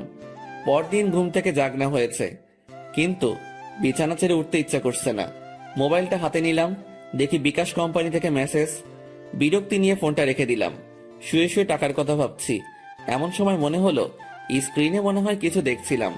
ঝটপট মোবাইলটা হাতে নিয়ে দেখি 25,000 টাকা আমার অ্যাকাউন্টে কে যেন পাঠিয়েছে। আর একটা মেসেজ আছে, এটা ম্যামের নম্বর। মেসেজটা সিন করে দেখতে পেলাম উনি শুধু ব্রেকআপ লিখে পাঠিয়েছেন। নিজে নিজে শিওর হলাম টাকাটা উনি পাঠিয়েছেন। হয়তো আমার প্রতি তার দয়া হয়েছে। যাক, আমার একটু ভালোই হলো, কাজ খুঁজতে সুবিধা হবে। ম্যামের সাথে দেখা হলে ধন্যবাদ দিব। আমার রুমের দরজায় কারো নক। আলসিমি ছেড়ে উঠে দরজা খুললাম। বাসার বড় ভাই এসেছে, যার কাছ থেকে আমি টাকা ধার করে এনেছি। ভাই আমার টাকাটা খুব প্রয়োজন, তুই যেভাবে পারিস টাকাটা দে। ভাই আমি তো বলেছি কয়েকদিন পর দিতে পারবো। না ভাই, আমার খুব দরকার। আচ্ছা আপনি বাসায় যান, আমি টাকা নিয়ে আসছি। দরজা লাগিয়ে দিয়ে ফোনটা হাতে নিব, তখনই আবার দরজায় নক। কেমন যেন খুব রেগে গিয়ে দরজাটা খুলেই বলি, আরে ভাই বললাম তো দিয়ে আসবো। একটু ধমকে সুরে বলেছি। আমার এমন করে বলাটা ভুল হয়েছে, কারণ সামনে ম্যাম দাঁড়িয়ে আছে। এখন কি বলবো, কিভাবে কথা কাটিয়ে নিব, এসব ভাবতে ভাবতে ম্যাম নিজে প্রশ্ন করলো, কি সমস্যা? এত রেগে আছিস কেন? আপনি এখানে? আমি বেশ অবাক, কারণ তাকে এখানে এভাবে কখনো আশা করিনি। আমার সামনে থেকে সর কুত্তা, ভেতরে যাব। আমি সরে দাঁড়াতে উনি ভেতরে ঢুকলেন। তারপর আমার বিছানায় নিজের শরীরটা এলিয়ে দিলেন। ফ্রেশ হয়ে নে। আজকে আবার কোথাও যাবেন নাকি? আরে না, তুই যা, ফ্রেশ হয়ে নে, কথা আছে। আচ্ছা আমি বাইরে থেকে আসছি একটু। ওকে। আমি বাইরে এসে টাকা উঠে বড় ভাইকে থামিয়ে আসি। উনি যদি আবার আসতেন, আমার রুমে মেয়ে দেখে হয়তো ভিন্ন কিছু ভাবতো। রুমে এসে দেখি ম্যাম ঘুমিয়ে গেছে। আমি ফ্রেশ হয়ে নিলাম। কাজ শেষে ওনার দিকে তাকিয়ে ভাবছি, এই মেয়েটার যে কি হয়েছে। উনি চোখ খুলে বললেন, খাওয়া হয়েছে? না। টাকা না পাঠিয়ে দিলাম, এখনো খাসনি কেন? উঠতে তো হবে। যা, বাইরে থেকে খাবার নিয়ে আয়, একসাথে খাবো। ম্যাম আপনি এই পরিবেশে খেতে পারবেন না। তুই পারলে আমিও পারবো। কথা বাড়িয়ে লাভ নেই, এই মেয়ে আমার কথা শুনবে না। বাইরে গিয়ে টাকা উঠিয়ে ভাইকে দিলাম, আর ম্যামের কথা মতো খাবার নিয়ে আসলাম। খাবারটাও সকাল সকাল বিরিয়ানি। কি নিব ভেবে না পেয়ে এটা নিয়ে ফিরলাম। এসে দেখি ম্যাম আবার বিছানা উঠাচ্ছে। ম্যাম ছি ছি ছি, কি করেন? এবার এটা যদি আপনার পরিবার জানে তো আমাকে মেরেই ফেলবে। ভাই আপনি যান। ও সরি ম্যাম, আপনি চলে যান। চুপ থাক। খাবার এনেছিস? জি। তোর সাথে তো ব্রেকআপ হয়েছে আমার, তাই না? আমি কিভাবে জানবো? ওই যে সকালে মেসেজ করলাম। ওইটা যে আপনি কি জন্য লেখেন আমি জানি না। ব্রেকআপ হয়েছে তাই লিখছি। ও ভালো। আচ্ছা ম্যাম, আপনি খাবার খেয়ে বাসায় চলে যান। আপনার সাথে থেকে আমার চাকরিটা গেছে, জীবনটা যাক এটা আমি চাই না। চাকরি গেছে তো কি হয়েছে? আপনাকে তো বেতন দেওয়া হয়েছে। এত টাকা কেন দিয়েছেন? 20,000 তোর, আর বাকি টাকা তোর বেতন। যদিও কিছু টাকা আছে, সেটা মাস শেষে দিয়ে দিব। কাজ না করে টাকা আমি নিব না। কাজ তো তোকে দিবই, কি কাজ? আমার সাথে সময় কাটানো। আমাকে তো পাইছেন। মানে কি? মানে বোঝেন না? আমি কি আপনার ওই বিএফ যে এইভাবে সময় দিব? তুই আমার মুখের উপরে কথা বলিস? Sorry ma'am. তোর সাথে কোনো কথা নেই।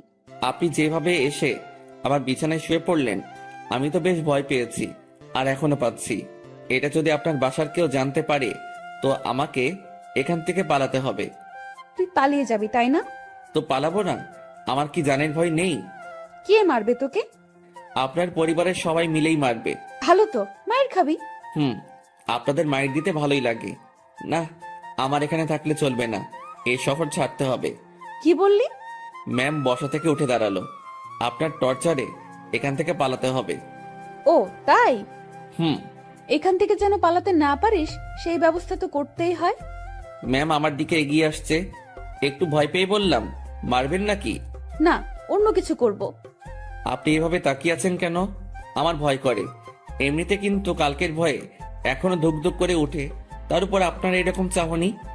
আমার চোখে তুই ভয় দেখতে পাস? হ্যাঁ। ওকে, দেখাচ্ছি ভয়। ম্যাম আমার দিকে এগোচ্ছে, আর আমি পেছনের দিকে যাচ্ছি।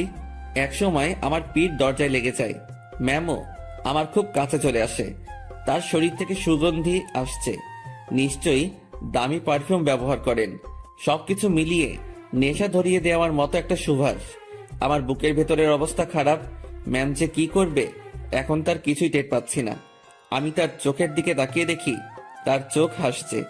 না, আমি তার চোখের ভাষা কবে থেকে বোঝা শুরু করলাম। চোখ সরিয়ে নিলাম। ওই আমার দিকে তাকা। আবার তাকালাম, উপায় নেই, তাকাতেই হবে। এইভাবেই তাকিয়ে থাক। চোখ দিয়ে পানি বের হবে। হোক। আমার খুব লজ্জা লাগছে। এতটা কাছে আসলেন কেন? তুই পালিয়ে যেতে পারিস, তাই একটু আটকানোর চেষ্টা। জানি না এরপর থাকবি কিনা, চেষ্টা করে দেখতে সমস্যা কি? কি চেষ্টা করবেন? ইরা ম্যাম আমার নাকের সাথে নাক লাগালো। উনি মিটি মিটি হাসতেছেন। ওই অবস্থাতেই তিনি কথা বলা শুরু করলেন। মুভিতে তোর জায়গায় আমি থাকতাম, আর আমার জায়গায় তুই, কিন্তু এখানে ঠিক উল্টোটা হচ্ছে। আমি আর চোখ খুলে রাখতে পারলাম না, বন্ধ করে ফেললাম। চোখ খুলে রাখার শক্তি আমার নেই। আহারে আমার বেষ্টু। কথাটা বলে উনি আমার নাকে তার নাক ঘষা শুরু করলো। ম্যাম ম্যাম একটু সরে দাঁড়ান। আগে বল পালাবি না? পালাবো না। প্রমিস কর। প্রমিস, পালাবো না। এভাবে হবে না। তাহলে? ইরা তার জামাটা সরিয়ে বলল, নাভি টাচ করে বলতে হবে। ওনার নাভি দেখেই আমি চোখ সরিয়ে ফেলি। অসম্ভব সুন্দর একটা জিনিস দেখলাম। চোখটা বারবার সেই দিকে তাকাতে চাইছিল, কোনো রকম অন্যদিকে তাকিয়ে আছি। এই নে, এটা টাচ করে প্রমিস কর। ওইখানে টাচ করে শুধু শুধু? আমি তো বললাম প্রমিস। আমি বিশ্বাস করি না। ম্যাম ওখানে আমি হাত দিতে পারবো না, যত যাই বলেন। কেন? আপনার যে বর হবে সে দিবে। আচ্ছা, তুই আমার হবু বর, এখন নে টাচ কর। চিচি ম্যাম কি বলেন?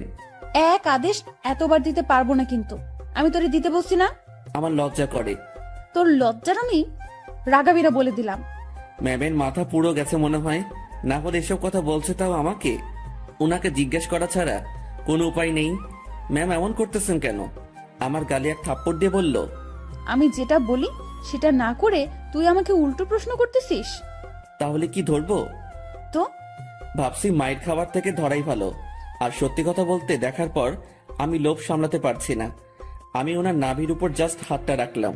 উনি একবার চোখ বন্ধ করে আবার চোখ খুললেন। চুপ কেন? কথা দিলাম যাব না। গুড, এখন হাত সরিয়ে নে। ও সরি ম্যাম, আমার থেকে দূরে গেল, আমি বাঁচলাম। উনি আবার বলতে শুরু করলেন, বাবাকে চ্যালেঞ্জ করে আসছি, তোকেই বিয়ে করব আমি। ও আল্লাহ, না ম্যাম, এটা কি বলছেন আপনি? তুই বুঝবি না, আমি তোকে টাকা দেওয়ার পরেই ঝগড়াটা লাগছে। আমাকে নিয়ে পরিবারের সাথে ঝগড়া করতে গেছেন কেন? ওরা আমার চরিত্র নিয়ে কথা উঠাইছে, তারপর আমাকে বলেছে তোর সাথে নাকি আমার প্রেম আছে। আচ্ছা, মাথা ঠান্ডা করেন। হ্যাঁ, তোকে আমাদের বাসায় নিয়ে গেলে আমার মাথা ঠান্ডা হবে। ও আল্লাহ, এবার আমি শেষ। ম্যাম কি বলেন এগুলা? আমি কেন? ঝগড়ার সময় বলেছি আমি তোকে ভালোবাসি, তোকেই বিয়ে করব, আর তুই আমাদের বাসায়ই থাকবি। মানে আপনি আমার উপরে যাওয়ার টিকিট নিয়ে আসছেন তাই না? জানি না, ব্যাগপত্র গুছিয়ে নে, আর আমার সাথে চল। এইমাত্র বললেন জাস্ট না পালালেই হবে, এখন আবার বলছেন আপনাদের বাসায় নিয়ে যাবেন। দেখে নিলাম তুই আমার উপর কতটা দুর্বল আর কতটা ভালোবাসিস। না, আপনি কি যে বলেন, আমি আপনাকে সাধু, হইছে, অনেক হইছে। ড্যাব ড্যাব করে আমার দিকে তাকিয়ে থাকিস, আবার আমার নাভির দিকে তাকিয়েছিলি, আমি বুঝি না। ওনার যা কথার স্পিড আমি পেরে উঠছিলাম না। এখন ওনার বায়না আমাকে তাদের বাসায় নিয়ে যাবে। আর যাই হোক, নিজের জানটা অকালে চলে যাক সেটা আমি চাই না। আমি তো যাবনি, সেটাই মনে মনে ঠিক করলাম। এখন ম্যামকে বোঝাতে হবে, ম্যাম আমি যাব না। রুমে ছুরি নেই? কি করবেন? হাত কাটবো আমার। এই না, তোর সাথে কথা নেই, ব্রেকআপ। তুই মানা করার কে? ছুরি কই সেটা বল। না না ম্যাম, যাব আমি। দ্রুত তোর কাপড় গুছিয়ে ব্যাগে ওঠা। ওকে ওকে, উঠাচ্ছি। না, তুই ভাঁজ করে দে, আমি উঠাচ্ছি। আমি কাপড়গুলো ভাঁজ করে দিচ্ছি আর ভাবছি এইরকম জেদ ধরা ভালোবাসার জন্য আমি তার সাথে চলে যাচ্ছি। এটা কি ঠিক হবে? আমি ইরাকে ভয় ভয় বললাম, ম্যাম একটা কথা। বল। দেখেন, এরকম জেদ ধরা ভালোবাসা নিয়ে আপনার সাথে যাচ্ছি, এর কি কোনো গ্যারান্টি আছে? নাকি সময় শেষ হলে, জেদ শেষ হলে তাড়িয়ে দিবেন? ইরা কেমন ঢং করে আমার দিকে তাকালো, মাজায় দুটো হাত রেখে বলল, আমাকে কি আগের দিনের গ্রামের মাতব্বর মনে হয় যে 4-5টা বিয়ে করব? বিয়ে একটাই, আর ভালোবাসা একটাই। আপনি কি আমাকে ভালোবাসেন? না, তো নিয়ে যাচ্ছেন কেন? একসাথে থাকতে থাকতে ভালোবাসাটা হয়ে যাবে। আচ্ছা চলেন। দাঁড়া, কিছু কথা বলে নেই। জি বলেন। আমাদের তো জয়েন্ট ফ্যামিলি, বাসায় প্রায় 50 জনের বেশি মেম্বার আছে। কেউ যদি বলে তুই কি কাজ করিস, কি বলবি তখন? এখন তো বেকার, কি আর বলবো, বেকারই বলতে হবে। না, তুই যে পিয়নের চাকরি করিস সেটা বলবি। চাকরিটা তো নেই। আছে। আপনি বললেই হলো নাকি? স্যার আমাকে মানা করে দিয়েছে। কোম্পানির 60% শেয়ার আমার। মালিক তাহলে কে? জি আপনি। আজ বাসায় আমার সাথে থেকে কাল সকালে দুজন একসাথে অফিসে যাব, ঠিক আছে? জি ম্যাম, ঠিক আছে। যানটা হাতে নিয়ে ওনার সাথে রওনা দিলাম। ম্যাম কখন কি করে বোঝা বড় দায়, তার মাথায় যে কি করে আল্লাহ জানে, আর উনিই জানেন। ওনার বাসার দিকে যতই অগ্রসর হচ্ছি ততই বুকের ধুকপুকুনিটা বাড়ছে। ম্যামের বাবাকে অফিসে দেখেই যে ভয় পেয়েছি, এখন তার সামনে থাকতে হবে, তাও আবার তার মেয়ের হবু জামাই হয়ে। ভাবতেই সারা শরীরে লোমগুলো দাঁড়িয়ে যাচ্ছে। ওনার বাসায় পৌঁছে গেলাম। গাড়ি যেখানে পার্ক করলো সেখানেই আরো অনেকগুলো গাড়ি। বাসাটা দেখে মনে হয় না এত লোক এখানে থাকে। এই, তুই আমার পিছু পিছু থাকবি, ওকে? জি ম্যাম, ওকে। বাসার ভেতরে ঢুকলাম। বসার ঘরে সবাই বসে আছে, কেউ কেউ আড্ডাতে মেতে আছে। আমাদেরকে দেখে সবার কাজ করা বন্ধ হয়ে গেল। আমি মাথা নিচের দিকে দিয়ে আছি, কারো দিকে তাকানোর সাহস নেই। এই ম্যামের জন্য আমি এই পরিস্থিতিতে পড়েছি। আমি ম্যামের কথা কেন শুনতেছি? আমি কি ওনাকে মনের অজান্তে ভালোবেসে ফেলেছি? না, ভাবনা ঢুকলে চলবে না, এখন অ্যাক্টিভ থাকতে হবে। ম্যাম যেটা বলবে সেটাই করতে হবে। ধীরে ধীরে বাসার সবাই চলে আসলো। ওনার বাবা মা তো প্রথম থেকেই এখানে ছিলেন। এই যে আমি আমার বরকে এনেছি, আজ থেকে ও এখানেই থাকবে। কেউ যদি আমাকে বাসা থেকে বের করে দেওয়ার কথা ভাবো, তো আমার সম্পত্তি বুঝিয়ে দিয়ে তারপর বের করে দিও। তুই আমার মেয়ে। দেখো, ওর জেদ খুব। তুমি কিছু বলো না, ও ঠিক হয়ে যাবে। আর এই ছেলে তোর আমি। আমার দিকে তাকিয়ে কথা বলছে। আমি তো ভয়ে শেষ। ইরা, মা, তুই ওকে নিয়ে উপরে যা। ম্যাম আমাকে নিয়ে তার রুমে আসলো। অমায়িক সব সাজগোজ, রুমটা এত সুন্দর যে যেদিকে তাকাচ্ছি অবাক হচ্ছি। আমি তো রুম দেখাতে ব্যস্ত। ম্যাম তখন আমাকে বললেন, তুই বিছানায় উঠে থাক, আমি আসছি। ম্যাম কই যান আপনি? নিচে। আমার ভয় করে কেউ এসে আমাকে মেরে ফেলবে। আরে পাগলা, কে মারবে? আপনার ওই পুলিশ চাচা। উনি বাসায় নেই, আর আমি নিচে যাব আর আসবো। আচ্ছা। ইরা চলে যাওয়ার পর রুমটা ভালোভাবে দেখছিলাম। দেখতে দেখতে বিছানায় বসে পড়লাম। বিছানাটাও বেশ নরম, বসার সাথে সাথে কেমন যেন একটা নরম তুলতুলে ভাব। হঠাৎ ইরার মা রুমে প্রবেশ করলেন। আমি তাকে দেখে দাঁড়িয়ে গেলাম। উনি আমার কাছে এসে বললেন, বাবা, নাম কি তোমার? জি শুভ। ও, ইরা হয়তো পাগলামি করে এমনটা করেছে। তোমার বাবা মা, ফ্যামিলি আছে, তারা এইসব শুনলে সমস্যা করবে। তুমি বিকেল পর্যন্ত থেকে চলে যেও, একটু পরে ওর রাগ কমে যাবে। আমি কিছু বলার আগেই রুমে ঢুকতে ঢুকতে ইরা বলল, ওর বাবা মা নেই, বিকেল পর্যন্ত রাখার জন্য ওনাকে আমি নিয়ে আসিনি। আর তোমাকে এসব বলতে কে বলেছে? দেখ ইরা, তোর বাবাকে তুই তো চিনিস। বাবাও আমাকে চেনে। বাইরের একটা ছেলে ধরে এনে এভাবে বাসায় ঢুকানো ঠিক হয়নি। লোকে খারাপ বলবে, সমাজ খারাপ বলবে। তো তোমরা সবাই আমাকে ওইসব বলেছিলে কেন, যে ওর সাথে আমার রিলেশন আছে? আচ্ছা, আমরা সবাই তোর কাছে ক্ষমা চেয়ে নিব। এখন তুই ছেলেটাকে বিদায় কর। না, ওকে আর কিভাবে বিদায় করব? ও আমাদের এখানেই থাকবে। মানে? আমার রাগটা কমে যাক, আমি বাবার সাথে কথা বলে নিব। তুমি যাও। তুই এখনই এসে তোর বাবার সাথে কথা বল। যাও তুমি, আমি আসতেছি। ইরার মা চলে যাওয়ার পর, ম্যাম আমি বলি কি, আপনার রাগ কমে যাওয়ার পর আমি চলে যাব। পরিবারের সাথে এমন করতে হয় না। সবাই যেটা বলে সেটার মধ্যে থাকাই ভালো। তোর থেকে ভালো বুঝি আমি। জি ঠিক আছে। তুই যে চলে যেতে চাস, তাহলে আমাদের বন্ধুত্বের কি হবে? এরকম বন্ধু পাওয়া অনেক মুশকিল। এখন পেয়েছি, কাছে রাখার চেষ্টা করব। তুই এখান থেকে যাওয়ার কথা মুখে আনবি না। আচ্ছা ম্যাম, আমার সাথে কিছু সময় কথা বলে তার বাবার কাছে যায়। সেখানে তার বাবার সাথে অনেক কথা হয়, আর সেগুলো আমাকে এসে ম্যাম বলা শুরু করলো। শোন, তোর চাকরি কনফার্ম। ড্রাইভিং করতে পারিস? না। ও আচ্ছা, বাবাকে সত্যি কথাটা বলে দিয়েছি। আর রাগের মাথায় তোর সাথে অনেক কিছুই করে ফেলেছি। তুই মন খারাপ করিস না। আর তুই আমার বন্ধু, তোকে দূরে সরিয়ে দেব না, কাছেই রাখছি আমার ড্রাইভার হিসেবে। আমি যেখানেই যাব তুইও সেখানে। খুশি তো? ম্যাম এত কিছু করলেন, আমার তো এ বাসার লোকজনদের দেখলে ভয় করে। হারে পাগল, ভয় কিসের? আর তুই থাকবি তো আমার সাথে, একা একা তো না। হুম। আর তোর থাকার জায়গাও আমার খুব কাছে। মানে? মানে পাশের রুমে। আমার রুম থেকে তোর রুম যেতে বাইরে দিয়ে ঘুরে যেতে হবে না। 2 রুমের মাঝেই একটা দরজা আছে, দেখবি? আয়। ম্যাম আমাকে নতুন রুমটা দেখিয়ে দিল। ম্যামের কোনো বান্ধবী আসলে এই রুমেই থাকতো। বন্ধু হিসেবে এটা আমার জন্য ফিক্সড। সেই যে এসে রুমে ঢুকেছি, বের হওয়ার নামই নেই। কিভাবে বের হব? বাইরে বের হওয়ার কথা মনে হলেই হাত পা ঠান্ডা হয়ে আসে। এই বাসার মানুষকে বড্ড ভয় হয়। তবে আমি জানি না তারা কেমন। বিকেলবেলা ম্যাম আমাকে নিয়ে বের হয়। ম্যাম গাড়ি চালাচ্ছে আর ধীরে ধীরে আমাকে সবকিছু শিখিয়ে দিচ্ছে। মন দিয়ে সব দেখছিলাম আর শুনছিলাম। সন্ধ্যায় আবার বাসায় ফিরলাম। বাসার কাজের লোকটা আমার খাবার রুমে এসেই দিয়ে যাচ্ছে। তার মানে বাকিদের সাথে খেতে হবে না। বাঁচা গেল। ম্যাম তার রুমে বসে অফিসের কাজ করছে, আর আমি আমার রুমে বসে কোনো কাজ নেই। একবার রুমের এপাশ থেকে ওপাশে যাচ্ছি, কখন আবার রুমের জানালা খুলে দিয়ে দাঁড়িয়ে থাকি। আমার তো আবার প্রকৃতি দেখার অভ্যাস। আর একটু রাত হলো। এবার নজর গেল নিজের ব্যাগের দিকে। ব্যাগ থেকে কাপড় এখনো বের করা হয়নি। বিছানায় ব্যাগ নিয়ে গিয়ে কাপড় বের করছিলাম, আর তখনই সেই সকালের কথা মনে পড়ে গেল। ম্যাম কি টর্চারটাই না করেছিল সকালবেলা, আর সেখানে ওনার কাছে আসা পেটে হাত রাখা। এসব মনে পড়তেই হাসি পেল। একা একা হাসছিলাম। হঠাৎ রুমের ভেতরের দরজায় নক। ম্যাম ডাকছে। তড়িঘড়ি করে উঠে গিয়ে দরজা খুলে দিলাম। জি ম্যাম আসুন। কি করতেছিস তুই? এই যে কাপড়গুলো বের করতেছি। তুই অনেক আলসে মানুষ তো। সেই সকালে আসছি, এখনো তুই কিছুই গুছিয়ে উঠতে পারিসনি। মনে ছিল না। ভাঁজ কর এখন। আমি আবার বিছানায় বসে কাপড় ভাঁজ করায় মন দিলাম। ম্যাম আমার গা ঘেঁষে বসলো। উনি খুব কাছে বসেছিল, তাই বললাম, ম্যাম একটু দূরে বসেন, সমস্যা হচ্ছে। কথাটা বলেই মনে হয় জীবনে সব থেকে বড় একটা ভুল করলাম।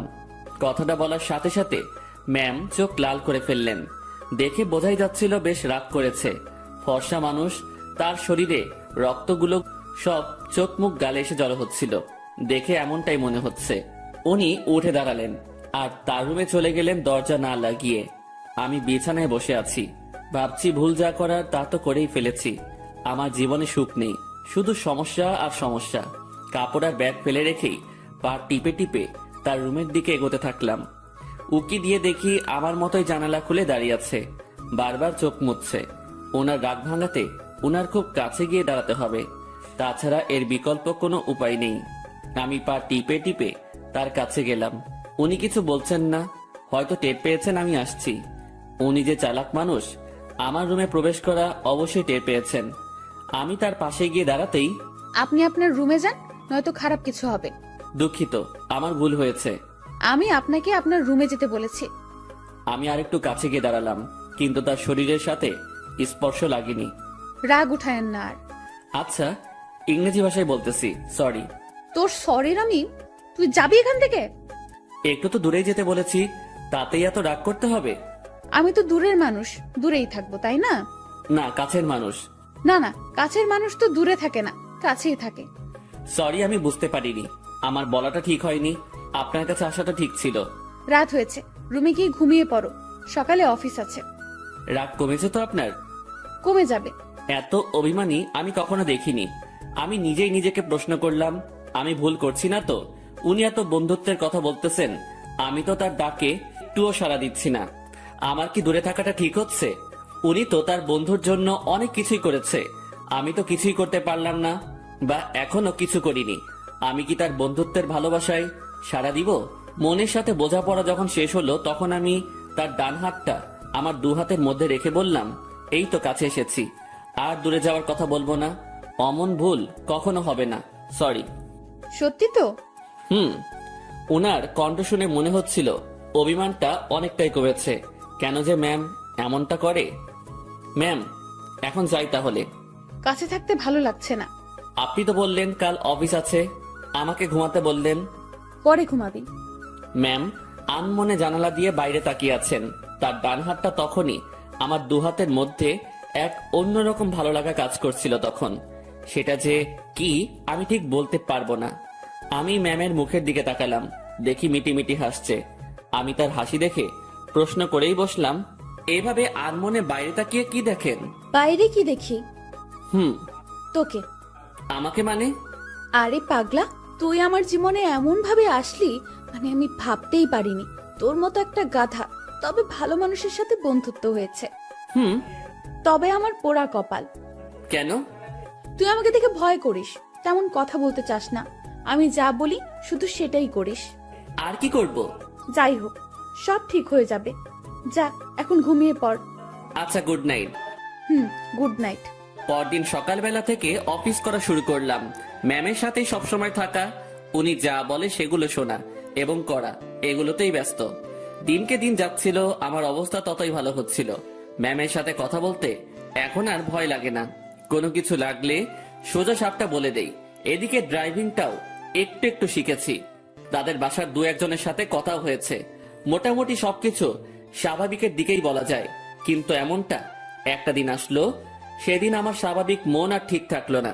ম্যামের বাবা ম্যামের বিয়ের জন্য ছেলে দেখেছে। আজ অফিসে যাওয়া হয়নি আমাদের, কারণ ছেলেপক্ষ দেখতে আসবে। কিন্তু আমার কেমন জানি ভয় ভয় লাগছে। বারবার মনে হচ্ছে ওনার বিয়ে হওয়ার কি দরকার? এমন থাকলেও তো পারে। আমি যা ভাবছি সেটা তো ভুল, বিয়ে তো হবেই। আমি আমার রুমে বসে ছটফট করছিলাম। ম্যামের রুমে বারবার উকি দিচ্ছি। উনি বেশ স্বাভাবিকভাবেই আছেন। দেখে মনে হচ্ছে না উনি কোনো টেনশন বা ভয় আছেন। তাহলে আমি ভয় করছি কেন? আমি তাকে হারানোর ভয় করছি না তো? ছি ছি, তাকে হারানোর কি আছে? সে তো আর আমার না। ম্যাম আমাকে বলেছিল উনি আমাকে ভালোবাসেন, সেটা ছিল বন্ধুত্বের। আর আমি যেটা ভাবছি সেটা তো অন্য কিছু। না, নিজের মনের অজান্তেই তাকে ভালোবেসে ফেললাম। এসব কখন হলো? আমি তো এইরকম কিছু ভাবিনি তার সম্পর্কে। পরক্ষণে মনে হলো আমি তার চিন্তায় দিন পার করেছি, সেখান থেকেই এই অবস্থা। নিজের রুমে আর থাকতে পারলাম না। বিছানা থেকে উঠে ম্যামের রুমে চলে গেলাম। ম্যাম বসে বই পড়ছেন। আমাকে দেখে বললেন, কিছু বলবি? হুম। বল। আপনাকে দেখতে আসছে। তুই তো জানিস, নতুন করে প্রশ্ন করার কি আছে? যদি তারা আপনাকে পছন্দ করে, আপনি কি রাজি হবেন? ছেলে যদি ভালো হয়, পরিবার যদি ভালো হয়, তাহলে মানা করব কেন? তাই ঠিক। এটাই বলতে আসছিলি? না। সকাল সকাল তোতলানো শুরু করেছিস? কিছু হয়েছে? একটা কথা বলার ছিল। ম্যাম আমার দিকে তাকিয়ে বইটা বন্ধ করে পাশে রাখলো। তারপর আমাকে তার সামনাসামনি বসতে বলল। তোকে দেখে মনে হচ্ছে আমাকে কিছু বলতে চাচ্ছিস, কিন্তু ভয় করতেছিস। হ্যাঁ, ওই রকমই। ভয় নেই, বল। কিছু বলবেন না তো? আরে আমি তোর বন্ধু না, তোকে কি বলবো পাগল? ভয় নেই, বল। আপনি আপনার বাবাকে বলে বিয়েটা ক্যান্সেল করে দেন। ওই বিয়ে তো ঠিকই হয়নি, এখনই কিভাবে ক্যান্সেল করে দিব? আর কেন ক্যান্সেল করব? আরে আপনি চলে গেলে আমি কিভাবে থাকবো? ওই কিভাবে থাকবি মানে? তুইও থাকবি বাসার বাকি যারা যেভাবে আছে সেভাবে। আমাকে ছাড়া আপনি কি থাকতে পারবেন? ম্যাম আমার দিকে এক দৃষ্টিতে তাকিয়ে আছে। আমার কথা শুনে হয়তো সে অবাক হয়েছে। এই বাসায় বিয়ে করেন? মানে তোর মাথা গেছে নাকি? I love you. মুখ ফসকে হোক আর যেভাবে হোক কথাটা বলে ফেললাম। মনে মনে ভাবছিলাম বাংলায় বলবো, কিন্তু মুখ থেকে ইংরেজিতেই বেরিয়ে গেল। আমার কথা শুনে ম্যাম মিটি মিটি হাসতেছেন। তুই যা বললি ভেবে বলেছিস? না, কেন? ভাবার কি আছে? আমার যেটা নিয়ে ভয় হয়েছে সেটার জন্য বলেছি এটা। কি নিয়ে ভয় হয়েছে? আপনার চলে যাওয়া। আমি চলে গেলে তো কি হয়েছে? তুই একটা বিয়ে করবি, তার সাথে থাকবি, সে তোর কেয়ার করবে। আপনাকে লাগবে। বাচ্চাদের মতো আবদার করতেছিস কেন? জানি না। এ এক অন্যরকম শুভকে দেখছি, যে কখনো এভাবে আমার কাছ থেকে কিছু চায়নি। আচ্ছা কি লাগবে, কি জন্য লাগবে, সবকিছু বুঝিয়ে বল। আমি কিছু বোঝাতে পারবো না। আপনাকে লাগবে, আর আপনাকে ভালোবাসার জন্য লাগবে। আমার এমন কথা শুনে ম্যাম লজ্জায় তো শেষ, অন্যদিকে তাকিয়ে হাসতেছে। হাসি থামিয়ে বলল, তো এখন আমাকে কি করতে হবে? আপনি বোঝেন না? যতই বুঝি, কিন্তু আপনাকে বলতে হবে। কি করতে হবে বলেন। একবার তো বললামই যে ভালোবাসি, আর আমার কাছে থাকতে হবে। যদি বলি ভালোবাসি না? আমি চুপ করে রইলাম। এই এই কথার উত্তর দে। আমি কিভাবে আটকাবো? চলে যাবেন, আমিও চলে যাব। কোথায় যাবি? জানি না। ও, তো বলেন, ভালোবাসার বীজ কবে বপন করেছিলেন, আর সেটা থেকে চারা গাছ হলো কিভাবে? ইরা নামের একটা পাখি আমার জমিতে এসে তার মুখ থেকে ভালোবাসার বীজটা ফেলে দিয়ে চলে যায়, আর সেই বীজটাই। পুরোটা বলার আগেই ম্যাম হাসতে হাসতে শেষ। উনার হাসি দেখে আমার রাগ হচ্ছিল। আমি উনাকে কিছু বোঝাতে যাচ্ছি, আর উনি হেসে উড়িয়ে দিচ্ছেন। উনি হাসি থামিয়ে বললেন, আজ সকালটা অন্যরকম ভাবে শুরু হলো। এমন হাসির কথা কখনো শুনিনি। উনার কথা শুনে বেশ লজ্জা পেলাম। হয়তো মনের কথাটা বলা ঠিক হয়নি। আমি তার সামনে থেকে উঠলাম আর নিজের রুমে যাওয়ার জন্য পা বাড়ালাম। ম্যাম ডেকে বললেন, কই যাস? ঘুম পাচ্ছে, ঘুমাবো। ঘুম নাকি রাগ? না, ঘুম। রাগ। না ম্যাম, ঘুমই পাচ্ছে। আমার জানা আছে, তুই এখানে এসে বস। কথা না শুনলে বকা দিবে। বাধ্য হয়ে আবার তার সামনাসামনি বসলাম। আমার আর তোর মাঝে সম্পর্কটা কিসের? বন্ধুত্বের। তো আমি কি বন্ধুর কথা শুনে হাসতেও পারবো না? পারবেন। আর হাসলেন তো? কথার মাঝে এমন রাগ সুর ভাসতেছে। না, রাগ করিনি। আচ্ছা ভেবে দেখ তো, তুই যে আমাকে ভালোবাসার কথা বললি, সেটা নিয়ে আমি কি কোনো উপহাস করেছি? তোর কথা শুনে হাসি পাচ্ছিল তাই একটু হাসলাম। আর আমাকে যেটা বললি সেটার উত্তর না নিয়ে কই যাস? হ্যাঁ, আমি ভুলে বলে ফেলেছি, সরি। লাথি খাবি কুত্তা। ভালোবাসি বল। আপনি হাসবেন তাই বলবো না। আমার ভালোবাসার দাম আছে। ওরে বাবা, একটু হাসছি তাই কত রাগ? তো শুনি, আপনার ভালোবাসার দাম কত? সেটা আপনার না জানলেও হবে। আপনি বই পড়েন। আমি গেলাম। আমি চলে যাচ্ছিলাম, উনি আমার হাত ধরে ফেললেন। কেমন কান্না কান্না কণ্ঠে বললেন, ওই পাগল, আমি তোমার ভালোবাসা নিয়ে উপহাস করিনি তো। আপনি যে হাসলেন। না পাগল। ইরা আমাকে জড়িয়ে ধরে কান্না শুরু করলো, আর অভিমানী কণ্ঠে বলল, প্রত্যেকটা গল্পে আমি তোমাকে প্রপোজ করি, তুমি কি করো? তুমি চুপ থাকো, তোমার জন্য ওয়েট করতে হয় আমার। এই গল্পেও তুমি অনেকটা লেট করেছো। আমার কি অপেক্ষা করে থাকতে কষ্ট হয় না? তুমি আমার জন্য কিছুই করো না, আর করতেও হবে না। শুধু ভালোবাসলেই চলবে। আর হ্যাঁ, রাগ দেখাও কেন আমাকে? রাগ শুধু তোমারই আছে, আমার নেই। আর কখনো যদি তোমার কথায় রাগের সুর পাই, তো তখনই ব্রেকআপ। উনি যা বললেন তাতেই মুখের কথা কেড়ে নেওয়ার মতো। আচ্ছা, আমি বাবাকে তোর কথা একবার সিরিয়াসলি বলবো। না, কেন? উনি যদি মানা করে, আর আপনাকে যদি সরিয়ে বা আমাকে যদি। বন্ধুত্বের উপর বিশ্বাস রাখ। ইরা আমাকে ছেড়ে দিল, সেও বেশ চিন্তিত, সাথে আমিও। আমি ওই পরিস্থিতির সময় শুধু তার কথাই ভাবছিলাম, অন্য কোনো কিছুই মাথায় আসছিল না। দুপুরে ইরাকে দেখতে আসলো, দেখে চলে গেল। হয়তো তারা পছন্দ করেছে। পছন্দ না করে উপায় নেই। রুমে বসে হতাশ হওয়া ছাড়া আমার কোনো উপায় ছিল না। ইরা সেই যে বেরিয়ে গেছে, আর রুমে আসার নাম নেই। আমিও বাইরে যাওয়ার সাহস পাচ্ছি না। দুপুরে শুধু বাড়ির কাজের মেয়েটা খাবার দিয়ে চলে যায়। আমার এমন অবস্থা মনে হচ্ছে কোনো কারাগারে আছি। বাইরে বেরোনোর কোনো পথ নেই। সন্ধ্যায় ইরা রুমে আসলো। উনি আসতে না আসতেই আমিও তার রুমে গেলাম। আর গিয়ে যা শুনলাম সেটা আমি কখনোই ভাবিনি। উনি বলতে শুরু করলেন, বাবার ছোটবেলার বন্ধুর সাথে আমার বিয়ে ঠিক করেছে। ওনারা আমাকে দেখে পছন্দ করেছে। আজ ওনাদের যে হাসি মুখ দেখলাম, সেটা আমি ভাঙতে পারবো না। কথাটা শুনে বুকের ভেতরটা কেমন যেন আটকে গেল। মনে হলো বুকে পাথরের ভর করছে। শুনেছি বুক ভার হলে চোখে পানি চলে আসে। আমি কোন রকম চোখের পানি সামলিয়ে বললাম, সমস্যা নেই, আপনি যেটা করেন। তুই আমার উপর রাগ করলি তাই না? আপনার সিদ্ধান্তে আমি খুব খুশি। পরিবারের কথা চিন্তা করে সব করতে হয়। তোমার কথায় কান্নার আওয়াজ পাচ্ছি। আরে না, কি যে বলেন, কান্না করব কেন? আমি রাজি হওয়াতে আমার বাবা যে খুশি হয়েছে সেটা আমি তার চোখ মুখ দেখেই বুঝেছি। আচ্ছা আপনি করেন, আপনি রেস্ট নেন, আমি আমার রুমে যাই। ইরা কিছু বলল না, চুপ করে বসে থাকলো। হয়তো আমার কথাও সে ভাবছে। আমি রুমে এসে আর কি করব? ছেলেদের তো আওয়াজ করে কান্না করতে নেই, লোকে খারাপ বলবে। রুমের মধ্যে কিছুক্ষণ থাকলাম, ভালো লাগলো না। বাসার ছাদের দিকে রওনা দিলাম। আমি কখনো যাইনি এই বাসার ছাদে, এই প্রথম যাচ্ছি। ছাদে পৌঁছে এক করে চুপটি করে দাঁড়িয়ে আছি। ভাবছি ম্যামের কাছ থেকে বিদায় নিয়ে চলে যাব, কারণ এ কষ্ট সহ্য করার মতো না, আমি সহ্য করতে পারছি না। হঠাৎ ছাদে কারো উপস্থিতি টের পেলাম। একটা লোক আমার দিকে এগিয়ে আসছে। কাছে আসতেই তার ফেস দেখে বুঝলাম এটা ইরার কাকা। এই শীতে এত রাতে ছাদে কি করিস? না মানে এমনি বাতাস খেতে আসছিলাম একটু। কি, এই শীতে বাতাস? রুমে বসে ভালো লাগছিল না, তাই আর কি। বেশ চালাক তুই। ভাবছি কি চালাকি করলাম। আমার কথা সোজা উত্তর দিবি। জি স্যার। ইরাকে ভালোবাসিস? কি বলবো বা কি বলা উচিত? সত্যিটা কি বলবো?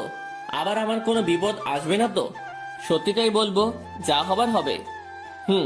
ভালোবাসি। এই জন্যই তোকে চালাক বলছি। তো কতদিন হলো তোদের রিলেশনের? কয়েক ঘন্টা। মানে? আজ সকালে উনাকে ভালোবাসার কথা বলেছি। তো সে কি বলছে? প্রথমে হ্যাঁ বলেছিল, তারপর? ছেলেপক্ষ দেখে যাওয়ার পর আমাকে মানা করে দেয়। কেন? উনি এই বিয়েতে রাজি হওয়ায় আপনারা বাসার সবাই খুশি হয়েছেন অনেক। আপনাদের হাসি মুখ দেখে এসে উনি আমাকে মানা করে। বাহ, তুই তো বেশ সাহস নিয়ে আমার সাথে কথা বলছিস। ভয় করছে না তোর? আপনি তো সত্যিটা বলতে বললেন। তো তুই এখন কি করবি? চলে যেতে হবে এখান থেকে। রাতেই? না, সকালে ওনার দেখা করে চলে যাব। বাহ, তো দেবদাস হয়ে কোথায় ঘুরে বেড়াবি? আমি চুপ হয়ে গেলাম। উনি মজা নিচ্ছেন বোঝাই যাচ্ছিল। চুপ হয়ে গেলি কেন বল? জি স্যার, কিছু না, আমি আসলে ভুল করেছি, মাফ করে দিন। আমি কাল সকালে চলে যাব। যা রুমে যা। জি। এই শোন। বলেন। স্মোক করিস? জি না। বাসা কোথায় তোর? রাজশাহী। সমস্যা? জি স্যার, বুঝলাম না। কিছু না, সকাল সকাল চলে যাস। নেক্সট টাইম আমার সামনে পড়লে সমস্যা হবে তোর। আমার সামনে যেন না দেখি। জি স্যার, আর দেখবেন না আমাকে। রুমে আসলাম, তার সাথে কথা বলতে ভয় তো করছিলই না, মনে হচ্ছিল আরো কিছু সময় কথা বলি। তারপর ভাবলাম আমার সাথে তার যে কথাটা হয়েছে এটা ম্যামকে জানানো দরকার। চলে গেলাম তার কাছে, যেসব কথা হয়েছে সব বলে আবার নিজের রুমে আসলাম। কিছু সময় পর মনে হলো আসল কথাটা মানে আমি যে কাল চলে যাব এটা বলাই হয়নি। আবার ঢুকলাম তার রুমে, আর ঢুকতেই চোখ কোনো কিছুতে আটকে গেল। উনি ড্রেস চেঞ্জ করছিলেন, যা দেখার আমার চোখ দেখে ফেলেছে, আমার কোনো দোষ নেই। আমি নিজেই অন্যদিকে ঘুরে রুমে চলে আসবো, তখনই উনি বললেন, এই দাঁড়া। ম্যাম আমি কিছু দেখিনি। কিছু দেখা না দেখার কথা আমি বলিনি। কি বলতে আসছিলি সেটা বল। আমি কাল সকালে চলে যাচ্ছি। আরে, অন্যদিকে ঘুরে আছিস কেন? আমার শরীরে পোশাক আছে, এখন এইদিকে তাকা। ঘুরে তার দিকে তাকালাম, এখন সব ঠিকঠাক আছে। কি যেন বলতেছিলি? এত জায়গা থাকতে রুমে ড্রেস চেঞ্জ করতে হবে কেন? এইটা বলতে আসছিলি? না। তুই বলবি নাকি মাইক শুরু করব? বলছি, আমি কাল সকালে চলে যাচ্ছি। কোথায়? আমার গ্রামের বাড়ি। কেন? আমি এখানে থাকতে পারছি না, দম বন্ধ হয়ে আসছে। এতদিন তো দম বন্ধ হয়নি, আজ হচ্ছে কেন? দেখেন, ভালোবাসার মানুষটি চোখের সামনে থেকে এভাবে হারিয়ে যাবে, আমি এটা দেখতে পারবো না। তুই যদি যাস ব্রেকআপ করে তারপর চলে যাবি। ঠিক আছে, ব্রেকআপ। যা বলার বলে এসে কম্বল মুড়ি দিয়ে শুয়ে পড়লাম। ওনার কথা ভাবতে ভাবতে চোখের পাতাটা বন্ধ হয়ে গেল। রাত তখন কত হয়েছে আমি জানি না। আমার কম্বলের নিচে কাউকে অনুভব করলাম, কেউ একজন এখানে এসে শুয়ে আছে। নিজের ঘুম ভাঙাতে চোখ খুললাম, কম্বলটা মাথার উপর থেকে সরিয়ে দেখি ইরা আমার পাশে শুয়ে আছে। আমি উঠে বসাতে ফ্যালফেল করে আমার দিকে তাকিয়ে আছে। উনাকে দেখে অবাক হয়ে যাই আমি।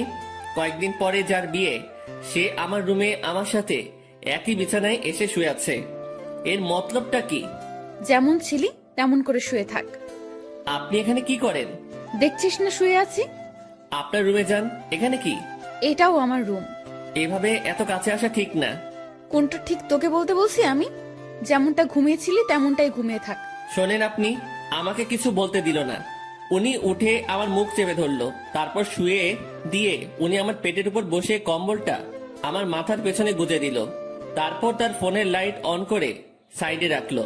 ম্যাম তার পা দুটো ভাঁজ করে ভালোভাবে আমার পেটের উপর বসলো। তারপর তার হাত দুটো গালে রাখলো। বাইরে থেকে এই অবস্থা দেখে মনে হবে একটা ত্রিভুজের মতো, ভেতরে আলো থাকায় ছোট্ট একটা 3 কোণা ঘরের মতোই লাগছিল। তারপর তোর সাহস কি করে হয় আমার সাথে ব্রেকআপ করার? আমি চুপ। শুভ, উত্তর দে, না হলে তোর খবর আছে। আপনার যাতে ভালো হয় সেই জন্যই করেছি। তুই ব্রেকআপ করার কে? করলে আমি করব। আমি করতে পারি না। তুই কেন করবি? ভালো তো আমি বাসি, ব্রেকআপ আমি করব। আর আমি কি ভালোবাসি না? আমার থেকে কম, সো তোর ব্রেকআপের কোনো দাম নাই। আচ্ছা, আপনি পেটের উপর থেকে নামেন, ব্যথা করতেছে। করলে করুক, আমি কি করব? আপনি যা করছেন সেটা ঠিক না। কি করতেছি আমি? এই যে এইভাবে বসে আছেন, আবার তোকে জ্ঞান দিতে বলেছি আমি। জি না। এরপর ইরা তার হাত দিয়ে আমার ঠোঁট স্পর্শ করা শুরু করলো, নাকে চোখে হাত বুলিয়ে দিল। আমি যে বসে আছি তাতে কি তোর বেশি কষ্ট হচ্ছে? না, কিন্তু এইরকম ভাবে হাত দিচ্ছেন এটা ভালো লাগছে না। I love you. নতুন বরকে বইলেন, কথাটা বলার সাথে সাথে গালে চর বসিয়ে দিল। আই লাভ ইউ টু বল, নয়তো আরো মারবো। টুট টুট টুট। কিসের টু টু? পুরোটা বল। ভালোবাসি আমিও। ওয়াও, খুব বলেছেন। চলো এখন রোম্যান্স করি। ম্যাম ওয়েট, কিসের রোম্যান্স? আমি তো আপনার বর না, এগুলো ঠিক হবে না। আপনি আপনার রুমে যান। আহারে, আমি তো রোম্যান্স করবই, সে বিয়ে হোক আর না হোক। ম্যাম কি? ছেড়ে দেন না। ওলে, খুব ভয় লাগছে তোমার? ইরা বসা থেকে এবার আমার পুরো শরীরের উপর শুয়ে পড়লো। ভয়ে বুকের মধ্যে দুরুম দারুম শব্দ হচ্ছে। ইরা এবার আমার বুকের উপর হাত রেখে তাতে তার থুতনি রাখলো আর বোকা বোকা গলায় বলল, ভয় নেই, এই যে তোমার কাঁধ থেকে মাথা পর্যন্ত আজ আমি এইটুকুতে আমি যা ইচ্ছা করব। ওনাকে আর থামাতে পারলাম না। ভেতরে ফোনের লাইট নিভিয়ে দিয়ে আমার ঘাড়ে আর গলায় তার ঠোঁটের স্পর্শ দেওয়া শুরু করলো। তার খোলা চুলগুলো আমার দিকে হেলেছিল, আর উনি তো তার কাজ করেই যাচ্ছেন। কিছু সময় পর, আমি তোমার বুকে এখন ঘুমাবো, সকালে আমাকে ডেকে দিও। আমি কিছু করতে পারি না। তুমি আবার করবা? তুমি মানে, সরি, আপনি যেগুলো করলেন। ওই না, তুমি কেন করবা? তুমি কিচ্ছু করতে পারবে না। হুম। রাগ। আরে না, কি বলেন? রাগ করবো কেন? সরি। ইরা ফোনের লাইট আবার অন করলো। উনি ওনার গলা থেকে ওড়নাটা সরিয়ে দিতে নিচ্ছিল, আমি থামিয়ে দিলাম। কি করছেন? তুমি না বললে কি যেন করবা? আপনার ওই গলাটুকুই লাগবে। হ্যাঁ, এই আমাকে কিছু করতে দিল না, আর এখন উনি বায়না ধরে বসে আছেন। লোভ তো আপনি ধরিয়েছেন। এই, আমার দোষ দিবা না একদম। লোভ সামলাতে পারো না তুমি? হুম। এই যে গলাটুকুই শুধু, এর নিচে আসলে মায়ের ওকে। আচ্ছা। কি মানুষ রে বাবা, নাও করে না। আমি উঠে বসে ওনার গলায় আমার ঠোঁটের স্পর্শ দিতে লাগলাম। ইরার মতো আমি বেশি সময় নিলাম না। একটু পরে বললাম, রুমে গিয়ে ঘুমিয়ে পড়ো। এটা আমার রুম। এখানেই থাকবে? হ্যাঁ। দুজন একে অপরের দিকে তাকিয়ে আছি। তাকিয়ে থাকতে থাকতে দুজনই কান্না করে দেই। ইরা আমাকে বলল, এই তুমি কান্না করতেছো কেন? এভাবে কখনো তো পাবো না। ধুর, পাগলকে বলে পাবে না। তুমি তো চলেই যাবে। আমি থাকার চেষ্টা করব। আর তুমি কান্না করতেছো কেন? বলা যাবে না। বলো না। পাগলটাকে অনেক ভালোবেসে ফেলেছি। ইরার আমার কপালের সাথে তার কপাল ঠেকালো। ওর চোখের পানি আমার মুখের উপর পড়ছে। অনেক কান্না হয়েছে, থামো। এখানে থাকবো, না করো না প্লিজ। আচ্ছা থাকো। তোমার বুকের উপর ঘুমাবো। হুম। রাগ করবে না তো? না। ইরা আমার গালের সাথে গাল লাগিয়ে শুয়ে পড়লো। দুজন ভোরে উঠবো, উঠে হাঁটতে বের হব। হ্যাঁ, তোমার কাকা আমাকে চলে যেতে বলেছে সকালে। ওনার সাথেই বের হব। কি? তোমাকে কিছু ভাবতে হবে না। উনি আমাকে দেখলে গুলি করবে। আমি যদি বলি জামাই বলে ডাকবে। মানে? তুমি যে বললা ওনার সাথে কথা বলছো, হুম। উনি আবার আমাকে কল করেছিল, আমি সব সত্যিই বলেছি। তারপর উনি কি বললো জানো? কি বললো? আমাদের বিয়ের দায়িত্ব উনি নিয়েছেন, সব উনি সামলাবেন। উনি তোমাকে অনেক পছন্দ করেছেন। কি জন্য? সেটা আমি কিভাবে বলবো? সত্যি কথা বলেছো, তাই মনে হয় ভালো লেগেছে তার। ও, আর কোনো কথা না, এবার শুধু ঘুম হবে, ঘুম ঘুম আর ঘুম হবে। চোখ বন্ধ করো পাগল। দুজনেই ঘুমিয়ে গেলাম। পরদিন ভোরে ইরা আমাকে ডেকে তুললো। তারপর হাঁটতে বের হলাম। পথে সত্যি সত্যি ইরার কাকার সাথে দেখা হলো। উনি আমাদেরকে দেখে মুচকি হাসলেন, কিন্তু কিছু বললেন না। এই চলো জগিং করি, ভুঁড়ি হতে দেওয়া যাবে না। ভুঁড়িওয়ালা বর আমার পছন্দ না। ওনার কথা শুনে মুচকি হাসা ছাড়া উপায় নেই। সকালে সব কাজ শেষে অফিসে আসলাম দুজন। অফিসের কেউ এ ব্যাপারে কিছু জানে না, তাই কোনো সমালোচনাও হয়নি। এসব বিষয় জানলে আমাকে জিজ্ঞাসা করতই। দুপুরের পর এক শার্ট প্যান্ট কোট পরা ভদ্রলোক ইরা রুমে ঢুকলো। লোকটিকে দেখে কেমন যেন সন্দেহ হচ্ছিল আমার। কিছু সময় পর ইরা আমাকে ডাকলো। যাক, সন্দেহ এবার দূর হবে। রুমে ঢুকে দেখি ম্যাম বেশ রাগান্বিত। জি ম্যাম, বলেন। এই যে, এটাই আমার পাগল, দেখে নিন। আমি মনে মনে ভাবছি, হে, ম্যামের লাজ লজ্জা কিচ্ছু নেই, এইভাবে কেউ পরিচয় করিয়ে দেয়? তো কিছু বলবেন আর? এরকম একটা ছেলেকে আপনার পছন্দ? ওর কিছু আছে, দেখতে তো কেমন জানি লাগে। ওই আমার পাগলের মধ্যে কি আছে না আছে আমি জানি, আপনাকে বুঝতে হবে না। আপনি আসতে পারেন। ভেবে দেখেন, এর সাথে থাকলে আপনার জীবন নষ্ট হতে পারে। এই শালা, ভাষা খারাপ করবি না। জীবন নষ্ট হবে মানে? ম্যাম তো তাকে মারার জন্য উঠেছে। এতক্ষণে বুঝলাম এই লোকটাই ম্যামকে দেখতে আসছিল। ম্যাম যেভাবে মারার জন্য দাঁড়িয়েছে, লোকটি ভয়ে চেয়ার উল্টে পড়ে যায়। ম্যামকে থামিয়ে আমি ওনাকে টেনে তুললাম। দেখছিস আমার পাগলের মধ্যে কি আছে? সে চলে গেল। ম্যাম, এইভাবে কেউ ভয় দেখায়? আরে ভাই বলিস না, মাথাটাই খারাপ করে দিছে। আমি কত বুঝালাম, বুঝলোই না। আমি বাইরে চলে আসছি। ম্যাম তখন পেছন থেকে ডাকলো। ওই আমার পাগল। জি ম্যাম, বলেন। উনি মুচকি হেসে বললেন, কিছু ফাইল কপি করতে হবে, একটু সাহায্য করবেন? আমি করে দিচ্ছি। আরে আমার রুমের মেশিনে কালি নেই, তুমি ম্যানেজারের রুম থেকে বের করে নিয়ে আসো। আচ্ছা। ইরা ফাইলগুলো আমার হাতে দিল। উনিও ফাইলটা ধরে আছেন, আমিও এক পাশে ধরে আছি। উনি ছাড়ছেন না। রাগ করলে নাকি আবার? ছি, না ম্যাম, রাগ করবো কেন? এই যে কাজ করাচ্ছি। এটা তো আমারই কাজ। তোমাকে দিয়ে কাজ করাতে ইচ্ছে করে না গো। আমার কাজ করতে ইচ্ছে করে। স্যার যান, এখন এগুলো কপি করে নিয়ে আসেন। আর হ্যাঁ, আজ বাসায় ফিরতে রাত হবে, সন্ধ্যায় বাইরে গিয়ে খেয়ে এসে আবার কাজ শুরু করব, ঠিক আছে? আচ্ছা ঠিক আছে, সন্ধ্যায় দুজন বাইরে গিয়ে খেয়ে আসি, তারপর আবার কাজ শুরু। বিকেল থেকেই আমি ম্যামের রুমে বসে ওনার কাজ দেখছি মনোযোগ দিয়ে। মাঝে মাঝে কথা হচ্ছে। কাজ শেষের দিকে ম্যাম তখন বলল, আজ কি করব জানো? কি করবেন? এই যে তুমি করে বলো। কি করবা?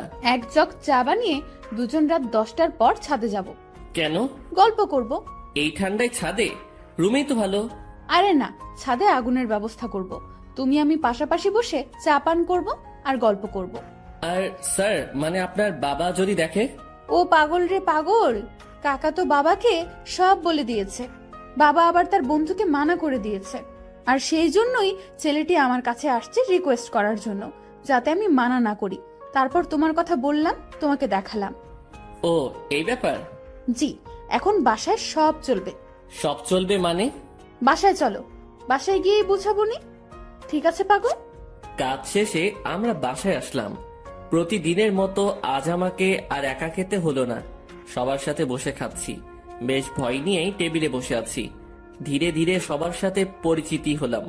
খাওয়া শেষে ইরার বাবা আমাকে ডেকে বাইরে নিয়ে গেলেন। দেখো, বাসার সবাই তোমাকে মেনে নিচ্ছে, শুধু আমি বাদে। এর পেছনে কারণও আছে। তুমি সামান্য একটা মানুষ, কত বড় ফ্যামিলির দিকে হাত বাড়িয়েছো সেটা খেয়াল করেছো? ধরো কাল তোমাদের বিয়ে দিয়ে দিলাম, তারপর আমার মেয়েকে নিয়ে উঠাবে কোথায়? স্যার, বেয়াদবি মনে না নিলে একটা কথা বলি। বলো। আপনার মেয়ে বলেছে ও কাজ করে খাওয়াবে কিছুদিন। এর মাঝে আমিও কিছু একটা করে ফেলতে পারবো ওর সাহায্যে। আমরা এমনটাই ভেবেছি। ও, বউয়ের হাতের কামাই খাবে? না, বন্ধুর হাতের কামাই খাবো। মুখের উপর কথা বলছো। আমি তো বলেই নিলাম, কিছু মনে করবেন না। ওকে, দুদিন পর তোমাদের বিয়ে। সমাজের নিয়ম অনুযায়ী আমার মেয়েকে নিয়ে বাসা থেকে বেরিয়ে যাবে। কোথায় যাবে সেটা আমি জানি না। ওকে? জি স্যার। কথাটা ইরাকেও জানিয়ে দিও। জি। ইরার বাবা আমাদের উপর বেশ রেগে আছেন। রাগাটাই স্বাভাবিক। যা কাজ করেছি, বাইরে দেরি না করে ইরার কাছে গেলাম, গিয়ে কথাগুলো বললাম। এত তাড়াতাড়ি বিয়ে? ভাবলাম মাসখানেক একটু প্রেম টেম করবো, এখানে ওখানে ঘুরতে যাব, সেগুলো মনে হয় আর হবেই না। বিয়ের জন্য প্রস্তুতি নিতে হবে। হ্যাঁ, আগে তো বাসা ঠিক করতে হবে। তুই বেটা তো টেনশন নিতেছিস কেন? তুই বাবাকে বলেছিস বন্ধুকে বিয়ে করতেছিস, তাই না? হুম। তো তোর বন্ধু থাকতে এত টেনশন কেন? শোন, আমি একটা ফ্ল্যাট কালকের মধ্যে কিনে নেব। আর হ্যাঁ, সংসার করতে অনেক কিছুর প্রয়োজন, সেগুলোও কিনতে হবে। হুম। বিয়ের পর সংসারে তুমি আমি 50-50 খরচ দিব। আমি এত টাকা কই পাবো? ও হ্যাঁ, তাও তো একটা কথা। আচ্ছা শোন, উপায় একটা বের করেছি। আমি দিব 80%, আর তুই 20%, আর ভালোবাসা দিবি তুই 99%, আর আমি 1%। কি? না, আপনি আমাকে ভালোবাসবেন না। যদি সংসারে 50-50 খরচ দিতে পারেন, ভালোবাসাটাও তেমনই ভাগ হবে। এটা কোনো কথা? তো নিজেদের মধ্যে রাজনীতি করাটা কি ঠিক? দেখ, আন্দোলন করতে থাক, কাজ হয় কিনা। মনটা একটু নরম করেন। আপনি যদি আমাকে 100% ভালোবাসা দেন, তো ভালোবাসার পিপাসায় আমি তো মারা যাব। ওই মুখে ওসব মারা যাওয়ার কথা আনবি না। জি ম্যাম। যা রুমে গিয়ে ফ্রেশ হয়ে নে। আচ্ছা। ফ্রেশ হয়ে দরজা লাগিয়ে দিলাম, কারণ দরজা খোলা থাকলে আজ আর ঘুমাতে দিবে না। ঘুম প্রায় চলেই আসছে, সেই সময় ডাকাডাকি শুরু করলো। মুখে বিরক্তি নিয়ে দরজা খুললাম। ওই এখনই ঘুমাচ্ছিস কেন? চা রেডি, চল ছাদে যাব। ওকে চলেন। ঘুমের 12টা বেজে গেল। দুজনে গিয়ে ছাদের মাঝখানে কিছু কাঠখড়ি দিয়ে আগুন জ্বালিয়ে নিলাম। ওনার সব কথা শুনতে হচ্ছে। এদিকে আমার নাজেহাল অবস্থা। নিচে থেকে উপরে এতগুলো কাঠখড়ি আনা, তাও আবার চোখে ঘুম নিয়ে প্রচন্ড রকমের বিরক্ত লাগছিল। আমি আর ইরা আগুনের খুব কাছাকাছি বসলাম। সে আমার শরীর ঘেঁষে বসলো। সে জগ থেকে একটা কাপে চা ঢাললো, তারপর কাপটা আমার হাতে দিয়ে বলল, আগে তুমি খাও, এই পুরোটা না, কিন্তু জাস্ট এক চুমুক, তারপর আমি, তারপর আবার তুমি খাবে। ইরা কথাটা বলে আমার হাতের মধ্যে দিয়ে হাত দিয়ে জড়িয়ে নিল। আমি এক চুমুক খেলাম, আর তারপর উনার মুখে ধরলাম। আমি যে জায়গাটায় ঠোঁট লাগিয়েছিলাম, ঠিক সেখানে সে ঠোঁট লাগিয়ে চা খেলো। খাওয়া শেষে ইরা আমার কাঁধে মাথা রাখলো। ওই একটা গল্প বলো। রুমে গিয়ে বলবো নি? জি না শুভ সাহেব, এখানে বলেন। কি বলবো মাথায় আসছে না। আনরোম্যান্টিক একটা বর। তোমার কিছু বলতে হবে না, আমিই বলছি, শোনো। গান বলবো, ভালোভাবে শুনবা। বলো। আমার কাছে তুমি মানে 7 রাজার ধন, আমার কাছে তুমি মানে অন্যরকম, আমার কাছে তুমি মানে আমার পোষা পাখি, দিনে রাইতে চোখ বুজিয়া তোমায় আমি দেখি, তোমার কাছে হয়তো বন্ধু আমি কিছু না, তাই তো তোমার স্বপ্নে বন্ধু আমি আসি না। এই ওয়েট ওয়েট, আমি ইরাকে গানের মাঝে থামিয়ে দিলাম। কি হয়েছে, থামালে কেন? তুমি আমার স্বপ্নে আসো তো? আরে গাধা, এটা গানের লাইনে আছে, তাই বলছি। আমি তো জানি তুমি আমাকে কেমন ভালোবাসো। তুমি গানটা পারো? ও দারুণ, তাহলে চলো একসাথে গাই। তারপর থেকে শুরু করলাম। আমি মানে তুমি, আর তুমি মানে আমি। আমার কাছে আমার চেয়ে বন্ধু তুমি দামি। গলা ফাটিয়ে দুজন গান করলাম। আমাদের আওয়াজ শুনে ছাদে ছোট বড় সবাই এসে হাজির। আমরা সবাই গোল হয়ে বসলাম। আগুনটাও বড় করা হলো। তারপর সবাই মিলে আবার গান ধরলাম। রাতটা যে এমন হবে কখনো কল্পনাও করিনি। বাসার সবাই এসেছে, শুধু ইরার বাবা বাদে। আড্ডা শেষে রুমে আসলাম। ইরা তার রুমে গিয়ে ঘুমিয়েছে, আমি আমার রুমে শুয়ে পড়লাম। পরদিন সকালবেলা অফিসে গেলাম দুজন। আগের দিনের মতো ডিউটি করে রাতে বাসায় ফিরলাম। এখন আমি একা রুমে থাকি না, বাসার সবার সাথে আড্ডা দিয়েই কথা বলি।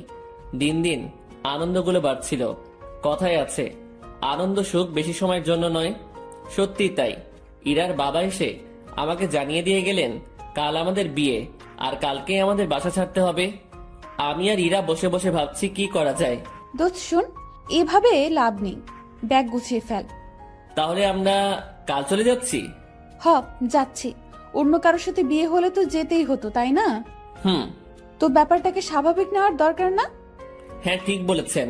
এখানে আমার সম্পত্তির দাবি নিয়ে থাকতে পারতাম, বাট ঠিক হবে না। ওসব ব্যাপার নিয়ে কথা না বলাই ভালো। ওনাদের ভালোবাসা নিয়েই আমরা বাসা থেকে চলে যাব, ওটাই আমাদের সম্পত্তি। হুম, তো যা, তোর ব্যাগ গুছিয়ে নে। রাতে ব্যাগপত্র গুছিয়ে নিলাম। সকালবেলা আমাদের বিয়ে হলো। আমার পক্ষ থেকে ইরার কাকা মুরব্বি হলেন। বিয়ের সব কাজ শেষে খাওয়া দাওয়া শেষ, এবার আমাদের যাওয়ার পালা। আমরা রাতে প্ল্যান করেছি বিয়ে করি আর যাই করি অফিস মিস দেওয়া যাবে না। এখান থেকে অফিসে যাব, কারো মাধ্যমে আমরা একটা বাসা ভাড়া নিব। রাতে আমাদের বাসা হবে। ইরা সবার কাছ থেকে হাসি মুখে বিদায় নিচ্ছে। ওকে দেখে মনে হচ্ছে না একটু আগে ওর বিয়ে হয়েছে, আর পরিবার ছেড়ে আমার সাথে চলে যাচ্ছে।